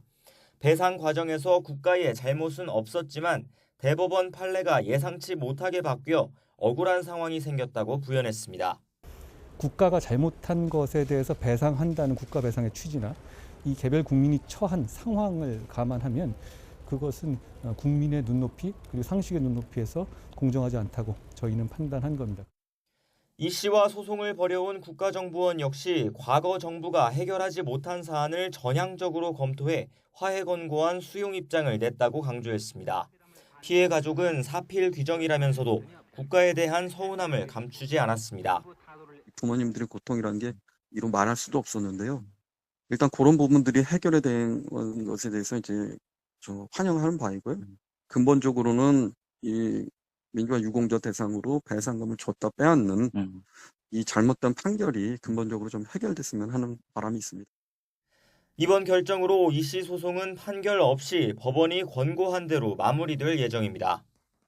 이 씨처럼 배상금을 반환하게 된 인혁당 피해자는 70여 명이고 이 가운데 절반가량은 반환금을 아직 갚지 못했는데 비슷한 소송도 잇따를 것으로 보입니다. YTN 나힌입니다. 오늘 오전 발사대로 이송된 누리호가 기립과 발사대 고정을 거쳐 연료와 산화제 충전을 위한 엄빌리컬 연결 등 발사대 설치 작업을 순조롭게 마쳤습니다. 과학기술정보통신부는 누리호가 발사대 기립 후 전원과 연료와 산화제 등을 충전하기 위한 엄빌리컬 연결과 연료 주입 시 새는지 등을 점검하는 기밀 점검 등 발사대 설치 작업을 모두 종료했다고 밝혔습니다. 누리호는 내일 발사 약 4시간 전부터 연료와 산화제 주입 등 본격적인 발사 준비에 나섭니다. 과기정통부는 내일 오후 2시 반 기술적인 검토를 거쳐 최종 발사 시각을 발표할 예정입니다. 신분당선 양재역을 지나던 전동차에서 폭발음과 함께 연기가 발생해 놀란 시민들이 긴급 대피했습니다. 오늘 저녁 8시쯤 신분당선 양재역 광교행 전동차에서 2차례 폭발음이 나고 연기가 발생해 시민들이 급히 내려 다른 전동차로 갈아탔습니다. 소방차 21대와 소방인력 78명이 출동했지만 장비 고장으로 연기만 발생했을 뿐 화재는 발생하지 않아 상황은 30분 만에 종료됐습니다. 할리우드 배우 톰 크루즈가 새 영화 개봉에 맞춰 우리나라를 찾았습니다. 벌써 10번째 방문인데요. 앞으로 30번은 더 찾겠다고 말했습니다. 직접 들어보시죠.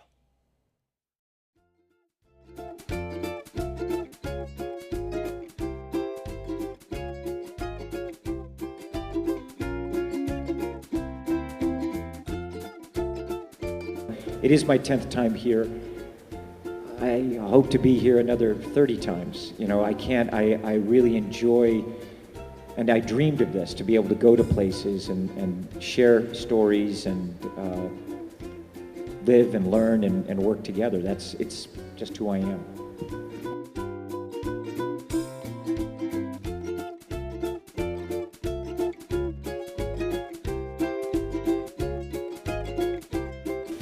I know everyone's been through such challenging times, and we kept having to push the film, and it was very important to all of us that we be able to come here in person and to have that shared communal experience of watching a movie in a theater together. 프로축구 K리그 대표적 라이벌 수원 삼성과 FC 서울의 슈퍼매치에서 팬 폭행 사건이 발생해 논란이 일고 있습니다. 어제 수원 월드컵 경기장에서 열린 두 팀 간 경기를 앞두고 경기장 밖에서 수원 팬들이 서울 유니폼을 입은 사람을 폭행하는 영상이 온라인 커뮤니티 등에서 퍼지고 있습니다. 서울 서포터즈 수호시는 관련 내용을 구단에 전달했고 수원 구단에도 정식 확인을 요청할 예정이라며 법적 조치를 할 예정이라고 밝혔습니다. 서울구단 관계자는 폭행 피해자 측과 연락해 사실관계를 확인하는 게 급선무라며 구단이 할 수 있는 부분에서 조력할 예정이라고 설명했습니다. 수원구단 관계자는 경기 전에 서울 팬과 수원 팬들이 시비가 붙어 신체적 접촉이 있었던 것으로 안다며 피해자가 고등학생이었고 가해한 팬들이 현장에서 사과한 것으로 전해 들었다고 설명했습니다.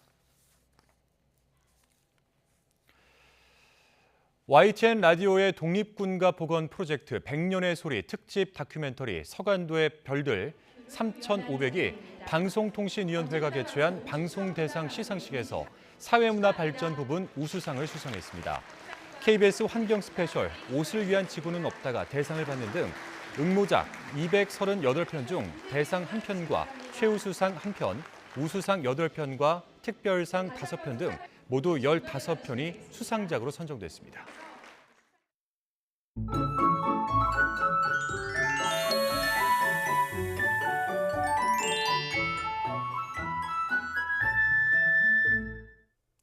더위의 기세가 점점 강해지고 있습니다. 곳곳에 폭염특보가 내려진 가운데 내일은 오늘보다 날이 더 더워질 것으로 보이는데 우선 내일 서울 아침 기온이 22도, 대전과 광주도 22도, 부산도 22도로 아침 기온은 오늘과 비슷하겠지만 낮 기온은 서울 33도, 대전 35도, 광주 34도, 대구 35도로 대부분 지역에서 오늘보다 기온이 높아지겠고 올해 들어 가장 높은 기온을 기록하는 곳도 많겠습니다.